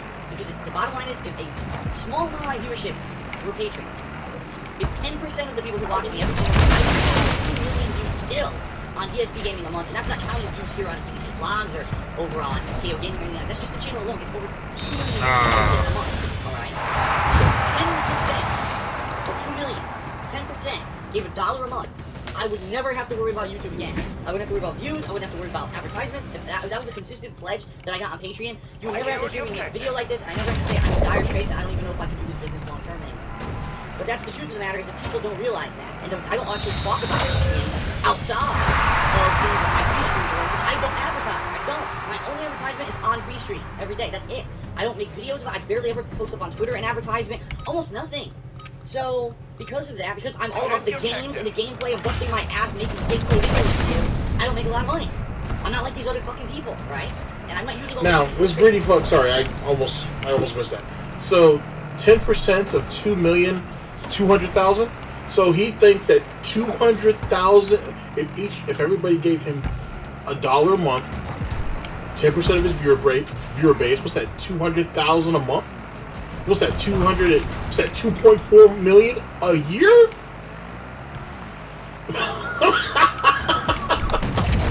2.4 million a year. That's where DSP values himself. That puts him, that still puts him below like PewDiePie and all that shit, but that puts him into the conversation from a money standpoint. That's what we feel like we're worth. That's our value. Holy shit. Well, you guys see what pigs can do. I use on YouTube so I can get tons of sponsorship and free games out of the ass. Like everyone, there's gamers on YouTube that have not paid for a fucking video game in years. I'm gonna say that again. There's gaming YouTubers who have not even bought a fucking game for years. They get everything for free, but they get paid to play the fucking games. Not one video they put out is legitimate, because it's all paid sponsorships. And that's what people think is good. How? Are you a fucking idiot? You're just watching constant advertisements for free, by the way. You're a moron. You're wasting your time watching these advertisements for free on YouTube, and you think that they're entertaining because, I don't know, maybe you're simpleton. Who else would like this fucking shit? I don't know. And this idiot is mad that, for one, he still gets this. He still gets influencer copies and whatever. Matter of fact, it was in like 2018 or 2019. Probably both years, honestly. He was passing off playthroughs that people donated him games, or people, they raised money, they gave him money on his Patreon, or whatever, so or in tips, so he could get the money to buy these games and play them. And some of those games were games that were actually given to him. Those were influencer copies. Those were reviewer copies. Those were whatever. But he passed it off like, oh, I don't have the money for this game, guys. Oh, you really fucking dick. Yada, yada, yada. In actuality, he actually has a fucking game code in his email and shit. He knows it. But he wanted them to donate the money anyway. And then he'll just go ahead and activate the code, don't tell nobody anything, and play it. And even if he did put anything in his description for his videos, no one's gonna see that shit. Or very few people will. So he's done that snake in the grass bullshit. He's done that snake in the grass bullshit. But more importantly than that, because he's a scam artist, he's a con man. It is what it is. You expect it. A pig's gotta eat. The fact that you would call these people idiots, simpletons, all this bullshit like this, thinking that that's going to convert them. When I call fucking people on DSP's fanbase dense and all that bullshit, I don't give a fuck. I don't. So I don't care to try to convert you. I'm not looking to do so. As far as I'm concerned, you're already dead weight. You're already a lost cause. And even in that, I'm still giving you more respect than he do. I'm still beating him out. So you can think whatever you want about me, because that don't change nothing. But I want to make sure that you know what I want to make sure that you know what I think about you. That's what it comes down to. Now, if you want to go ahead and you want to go and play both sides, or you want to go ahead and look for a safety blanket with some of these other guys or whatever, do what you got to do. Whatever makes you feel better, and whatever the case may be. But here's the truth. Let me give you this. You can go over there, you can convert, you can act like, you know, everything's cool or whatever. They still think you're a dent. They still think you're an idiot. They still, and most of them, the ones that are really smart to the game, they know you're going to eventually go back. Because a cuck has to be a cuck. They know you're going to go back. Because you're not the first one to break rank, you won't be the last. You're not the first one to break rank and crawl back. You won't be the last. And they know that. They know that. So keep that in mind. At the end of the day, you're still a dent. At the end of the day, you're still a cuck. At the end of the day, you're still a pay pig. And you always will probably be a pay pig. Period. I'm not going to sugarcoat it. I'm not going to do any of that bullshit. I'm not saying that they won't be nice to you. I'm not going to say that they don't believe there won't be hope for you. But the ones that are smart know what your end game's going to be. Sooner than later. Unless they end up catching you on some weird shit that you're doing or whatever, and then it blows up that way. Or whatever. You guys don't have the best track record. So, there is what it is. No, I watch it, and I watch it, 90 seconds of it, and I want to fucking vomit and shit at the same fucking time. I can't take that shit. I can't. And I know I have a viewership that's in the same mind frame as me, or else I wouldn't have been on YouTube for 8 years. There's actually a group of intelligent people out there who want my kind of content. Informative, real, right? Not fucking stage stupid entertainment. You're not watching my streams to be entertained every possible second of the fucking stream. W post. W post. Shit, I could probably put Beavis' face on that, and that would probably work out. Anyway, informative. What is informative about you? You just taking shots at everybody that's around you? Where's the informative aspect of it? You getting all your information from fucking Twitter? What's informative about it? You sitting here making assumptions about platforms falling off, or these guys right here that are elitists or whatever will eventually fall off, and they're not going to be anything in 2 or 3 years or whatever, and then being wrong about it. Is that informative? What the fuck are you informative of? And there's nothing. The only thing that's real about him is, yet again, his reaction to shit that he don't like. That is real. He is very much the spiteful piece of shit that I've told you he is, as others have told you he is, and he can never change that, and he knows it. He knows it. What's informative about him? Someone help me here. For every possible second of the video, you need instant gratification. No, you're more mature than that. You don't understand that you can watch the content and go, oh, well, this is the game. Now myself or not. Or I know I wasn't going to get this game, so I'll watch Phil play it, so at least I know what the game's all about. That's what my content has always been about on PSP Gaming. This past week, there was an outpouring of positivity. People were coming out to thank me, to support me, leaving nice comments, suggestions, constructive stuff that really helped out. What I want to do right now is give you an update on how everything's going after this 1 week of this being known. I was not doing well, and I was in jeopardy of not even doing my job. I also want to because I actually think that some of them were really good. I think some of them were not so good. And I want to explain why, rather than, well, Phil refuses to change, because we suggested all these things for him to do, and he didn't do them all, so obviously he's just ignorant, or he's, stubborn, and he doesn't want to listen to all of our suggestions, so therefore it's his fault that he fails on YouTube. No, the bottom line is that a lot of suggestions that I get just aren't viable or feasible, and I'm going to explain a lot of that to you right now why, okay? So first off, let's talk the positive side. On the positive side of things, this week, I did not see an increase in views. No. I did not see an increase in any kind of engagement. But likes are up even more. I think what happened is I thought I came here for I thought I came here for informative and entertaining and authentic gameplay. Why the fuck am I listening to this? Right? That's what we're all supposedly supposed to be here for. Informative, real, authentic content.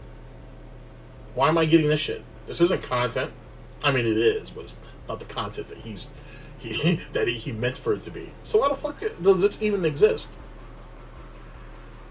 If you don't make enough money doing what you're doing, then do something else.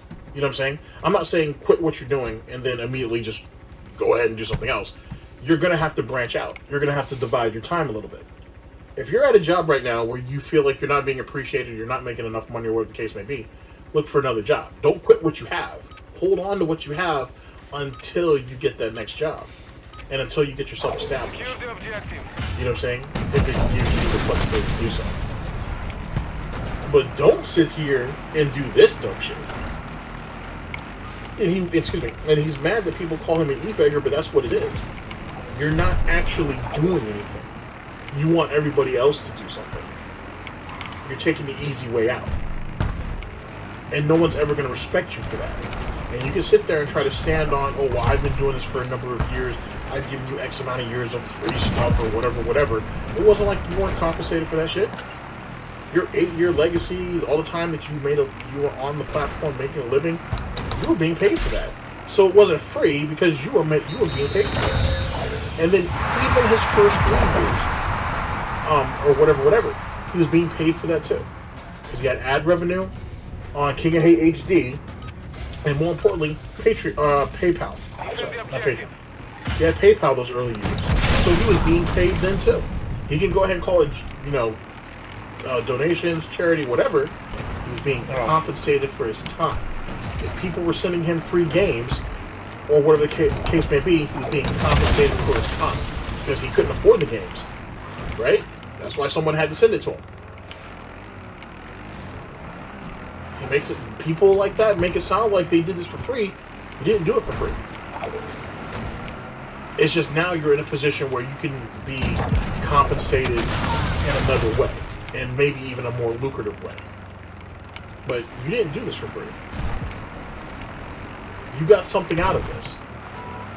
Whether you feel that it was equal exchange for your time or efforts or whatever, that's between you and you. that's all on you, essentially. But truth be told, you were compensated. You knew that. Last week people said, we gotta start liking those videos. Likes are up, engagement's up slightly more from last week when I last looked. And, get this, my profit is up. Now if you're wondering why, that could be one of 2 reasons.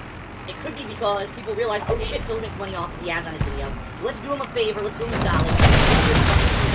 Let's turn off ad blocker when we watch his videos. Let's make sure that there's videos playing with ads on them when we watch his stuff, so that he'll actually make the money that he's supposed to be earning. You know, give him the benefit of the doubt, because he's in trouble, and if we don't do this, he's not going to be able to do YouTube anymore. Now, here's the thing. He had said the same shit back in like 2011, 2012. But more importantly, isn't this what got your bitch ass in trouble with Google AdSense? Like way back in the day? Isn't this what got his ass in trouble then? And that's what, that was early, or that was what, late 2010 after he lost his job?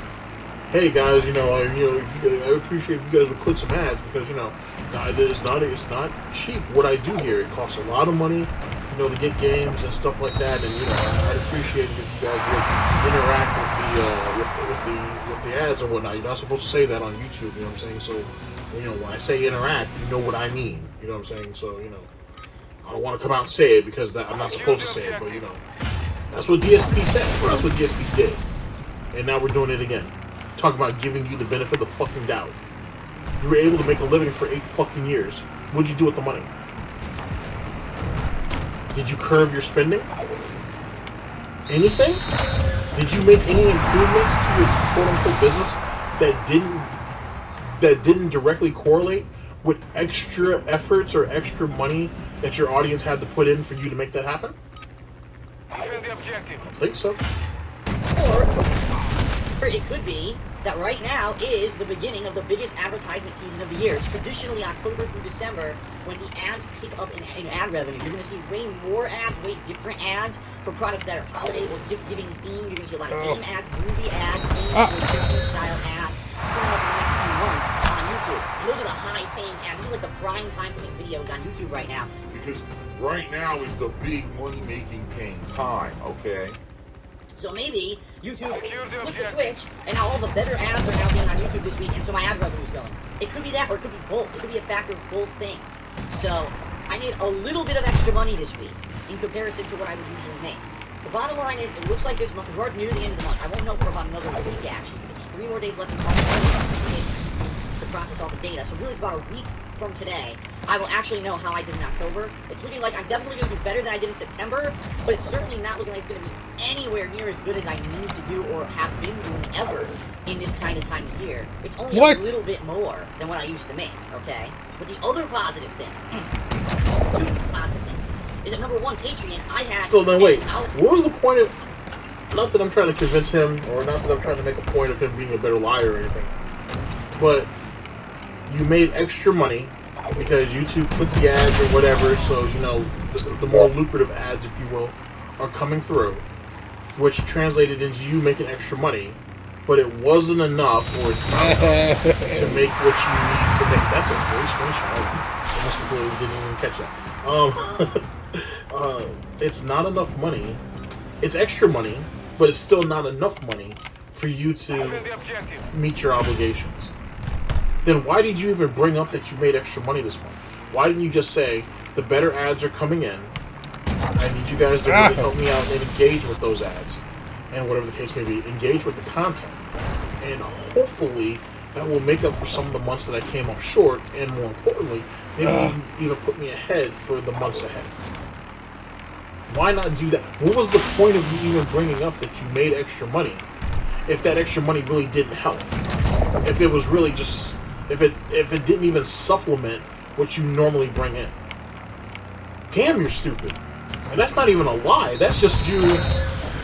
That's you just not putting out more than what you need to. Like, essentially what you said means nothing. And you can't even say that, oh, well, he's using that to motivate people, because the moment someone hears extra, there's an assumption that he's in a better spot than what he was. Because if he wasn't, he wouldn't have said anything. Just saying that the ads are going to be better coming up, and that could translate into extra income, would have been the better way of going about it, instead of just saying, I've got an extra income, but it's still not enough to make up for what I normally would make. Like, you see what I'm saying? Like, it's...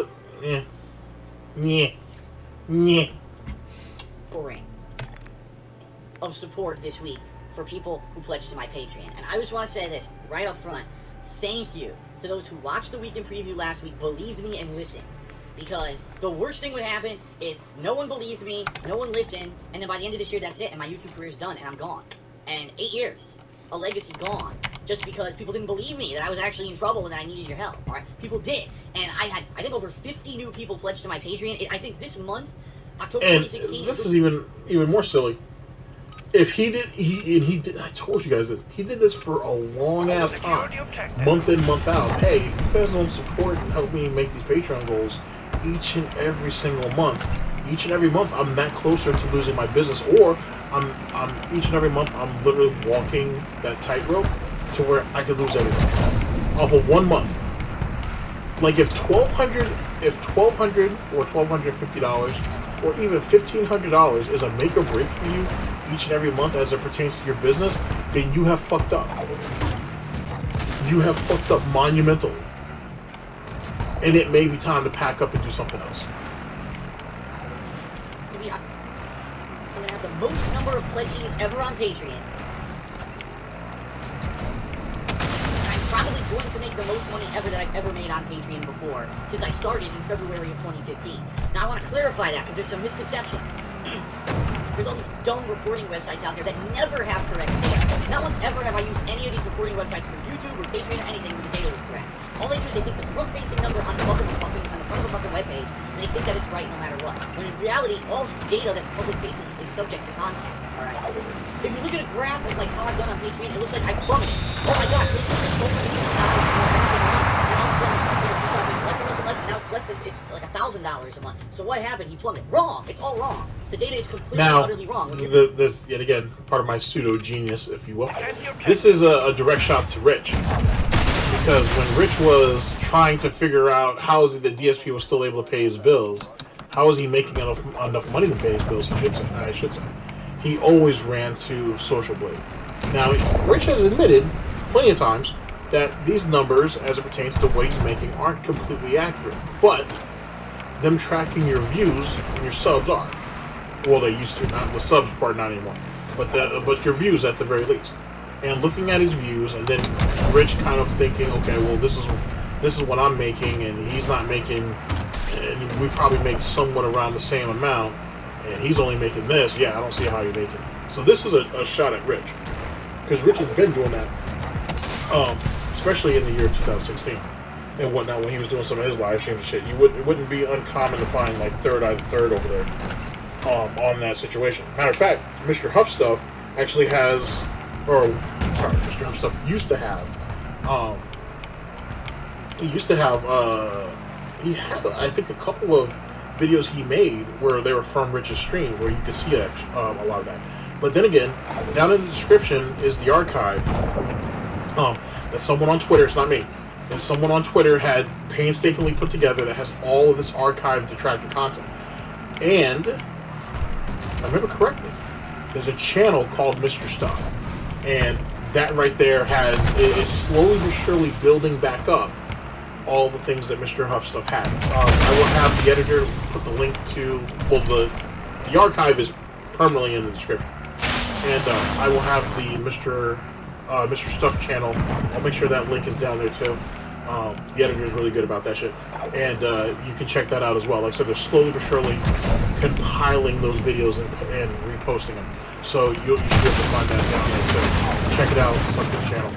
You know what the situation is. Let's continue. You see, when you go to my Patreon page at patreon.com/darksidephil, that is a front-facing number for the public. Okay, that number has been edited by Patreon 3 fucking times this year. First, they wanted to put in the fact that there are fees that they take out processing. Now, this part I don't understand a whole lot.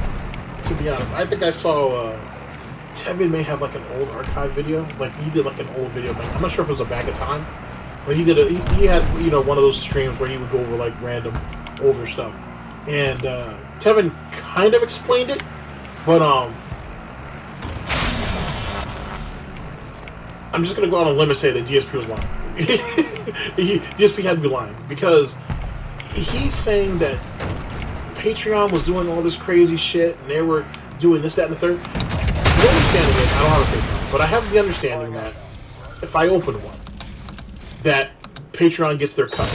Like I think all of us understand. Patreon gets their cut. YouTube gets their cut with super chats. PayPal is going to take, PayPal is probably going to get a little bit here or there off of whatever. We all understand how some of this shit works. But DSP went into this strange type of explanation on, oh, they cut something here and they cut something here and they're taking X amount and they're taking X amount over here also, and it's silly. And he's done this multiple times when it came to Patreon. I don't know if he was trying to bleed these people for more money, or if he was doing what he was doing on Twitch for a while, where, oh, well, when you donate $1 to me, I don't really get $1. I only get like 86 cents or whatever, or 80 or 87 cents or whatever the fuck he said it was. So donate $1.13. Does anybody remember that, when he used to say donate $1 plus like 13 cents or 15 cents or whatever, so he gets the full $1, and then Patreon, no, not Patreon, then you know, whoever it is that he was going through his tips, PayPal would get their cut, or whatever the place, whatever it was that he was trying to pull. I'm wondering if he was trying to do that and it just came across conflicted. Not sure, but I always felt like it was just another way for him to try to finagle money out of people. So first it dropped once. Then they went in there and they said, well, now we want to estimate based off of how many false pledgees you get a month. We want to subtract that from the total, okay? So they started doing that because people used to false pledge to my Patreon account hundreds of dollars a month that I never would get. So it looked like I'm making $2,000 a month, when in reality I was still making the $1,250, and they would, you know, they wanted to fix that. So then they kind of fixed that. But then this summer they instituted a new process by which if you pledge to a Patreon, myself, the Patreon page owner, can make it so that when you pledge, it charges you immediately. So that way there's no trolling. If you're going to pledge, it's going to charge you. You can't false pledge, right? So it eliminated all false pledges. But then Patreon never changed the front-facing number. So it has in there calculated estimated false charges and stuff. But it's wrong, because now there's no false charges anymore. So really what you see on the Patreon page, my page, is around $225 less than what I actually have pledged to me at the time. Okay, I just want to make that abundantly clear. That's the truth of the matter. But Patreon, and I've contacted Patreon on it, and they won't fix it. Oh, well, thanks, that is an oversight on our behalf, but we're just, we have to recode the whole thing, and we're not going to do that. That's what I was told. They're not going to recode the whole thing just for me. Right now, I'm probably going to make the most ever on Patreon in a month, and the most ever... Wait, so whatever he has on his tomorrow, nigga. I'm gonna go see what's up. about $250 less than what he has. Citadel. But they won't fix it. What's he gonna do then? But yet somehow That's some the peasants. website is still able to calculate. It's still running an active counter. It just won't. It won't take away the stagger of what are, or what could be, I should say, potentially false pledges. That makes no sense. That makes no sense. Especially if the system is in place to where you can't false pledge, and it charges directly, or it charges your card or however your donation method is immediately. Isn't that what the system's actually calculating? It's not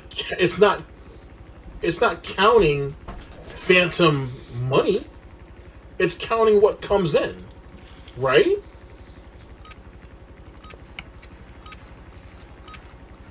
Isn't that how it works? It doesn't. It's not like it's giving him a pseudo total, and then the actual total. When it charges your card, right? You say you're going to pledge this much. It charges your card. Once it charges your card, whoop, that's what the total. This is what you donated, and this is added to the active total. If there is no fake pledging now, because that doesn't exist, because everybody's getting charged immediately, what's being charged and what's being donated is what's showing up. I gotta think about it, because then it's going to get really pig-nosy, and then, you know, I'm allergic to bullshit. Good. And here's the thing, if we can retain that, if every month the people who pledge right now keep their pledging, alright? Not that they make one large pledge and they go away and they never come back, but if they do $1 a month ongoing pledge, $5 a month ongoing pledge, okay? That's gonna save my ass. Like, you have no idea. If right now, like I said, 10% of the people who watch my stuff give $1 a month, I would never be talking about this shit ever again. So if you're seeing this video, this is the first you're hearing of this, and you watch my daily live stream, and you watch my daily gameplay videos on DSP Gaming, you love my vlogging here on the King I Hate vlog, and you really like what I've been doing over on KO Gaming with the new video style I've been putting out this year, and you want to see me continue to do it as little as $1 a month. It's nothing to you in a lot of cases, and I'll say this, I'm fully aware there are some people who mine, $1 is a ton of money. Okay? For us in the United States, you can't buy a pack of gun, you can't buy any food, you can't even buy... Wait, okay. Okay. Alright, for some of you, $1 is a lot. But here in the United States, that ain't jack shit. So is everywhere else a third world fucking country? Then I'm not understanding. Am I missing something? That sounds assholeish. That sounds absolutely obnoxious and assholeish. Your grocery store for $1. In most cases, it's more than that. Okay? So $1 to us is nothing. Understand that's for my frame of reference sake. But if a bunch of people pledge $1, it means a lot. It could keep me doing this in the long term. So thank you to those who have pledged. Please, I hope you keep your pledges moving forward, because that's going to support me and allow me to keep doing this. And if you have not pledged yet, get in on it. I'm telling you, this is how I'm going to be able to do this long term, and it'll get me up in the morning energized and positive that people want to see me keep doing this rather than me every day stressing out. Well, yeah, if I was getting $250,000 a month outside of my regular income, yeah, I'm pretty sure I'd be pretty rejuvenated too. I think all of us would. Fucking scumbag. Show up. Who's gonna watch what game? That's why I got the Patreon last year. Sorry, not 250,000, 200,000 a month. Sorry. So, if I could make enough money doing it, then I don't have that. Last year, the false copyright strikes completely fucked my business, and now I'm not in the position where I'm sitting pretty and Patreon's helping me with that anymore. I just need to pay my fucking bills. Okay. Let's address a couple things because there's been some suggestions of things that I can do to improve. Alright, things that I can do to make my business better and or make it more popular and keep doing this on full time. So I want to address and tell you what I think. It's a good idea and it's a bad idea, and I want to hear your feedback if you're a viewer who wasn't involved in that discussion, alright? So first off, some people said, well Phil, your Patreon in general, the perks. Take a look at the perks that you have on Patreon.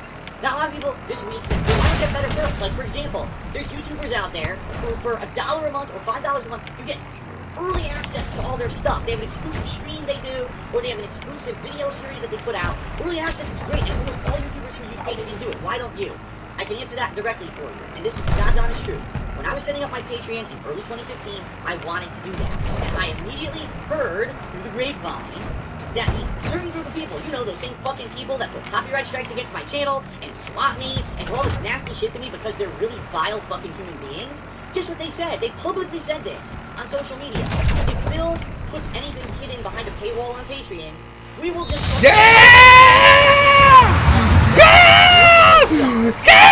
So one person, $1 a month or $5, wow, it's not going to help me that much. It's one person. It's going to basically infiltrate my Patreon. And then they're going to immediately, when all these private things get shown, or let's say, for example, I upload a video for you get exclusive access to it if you're a patron. Everyone else has to wait 2 days. So I make it a private or an unlisted video on YouTube, and you can only see it if you have the link.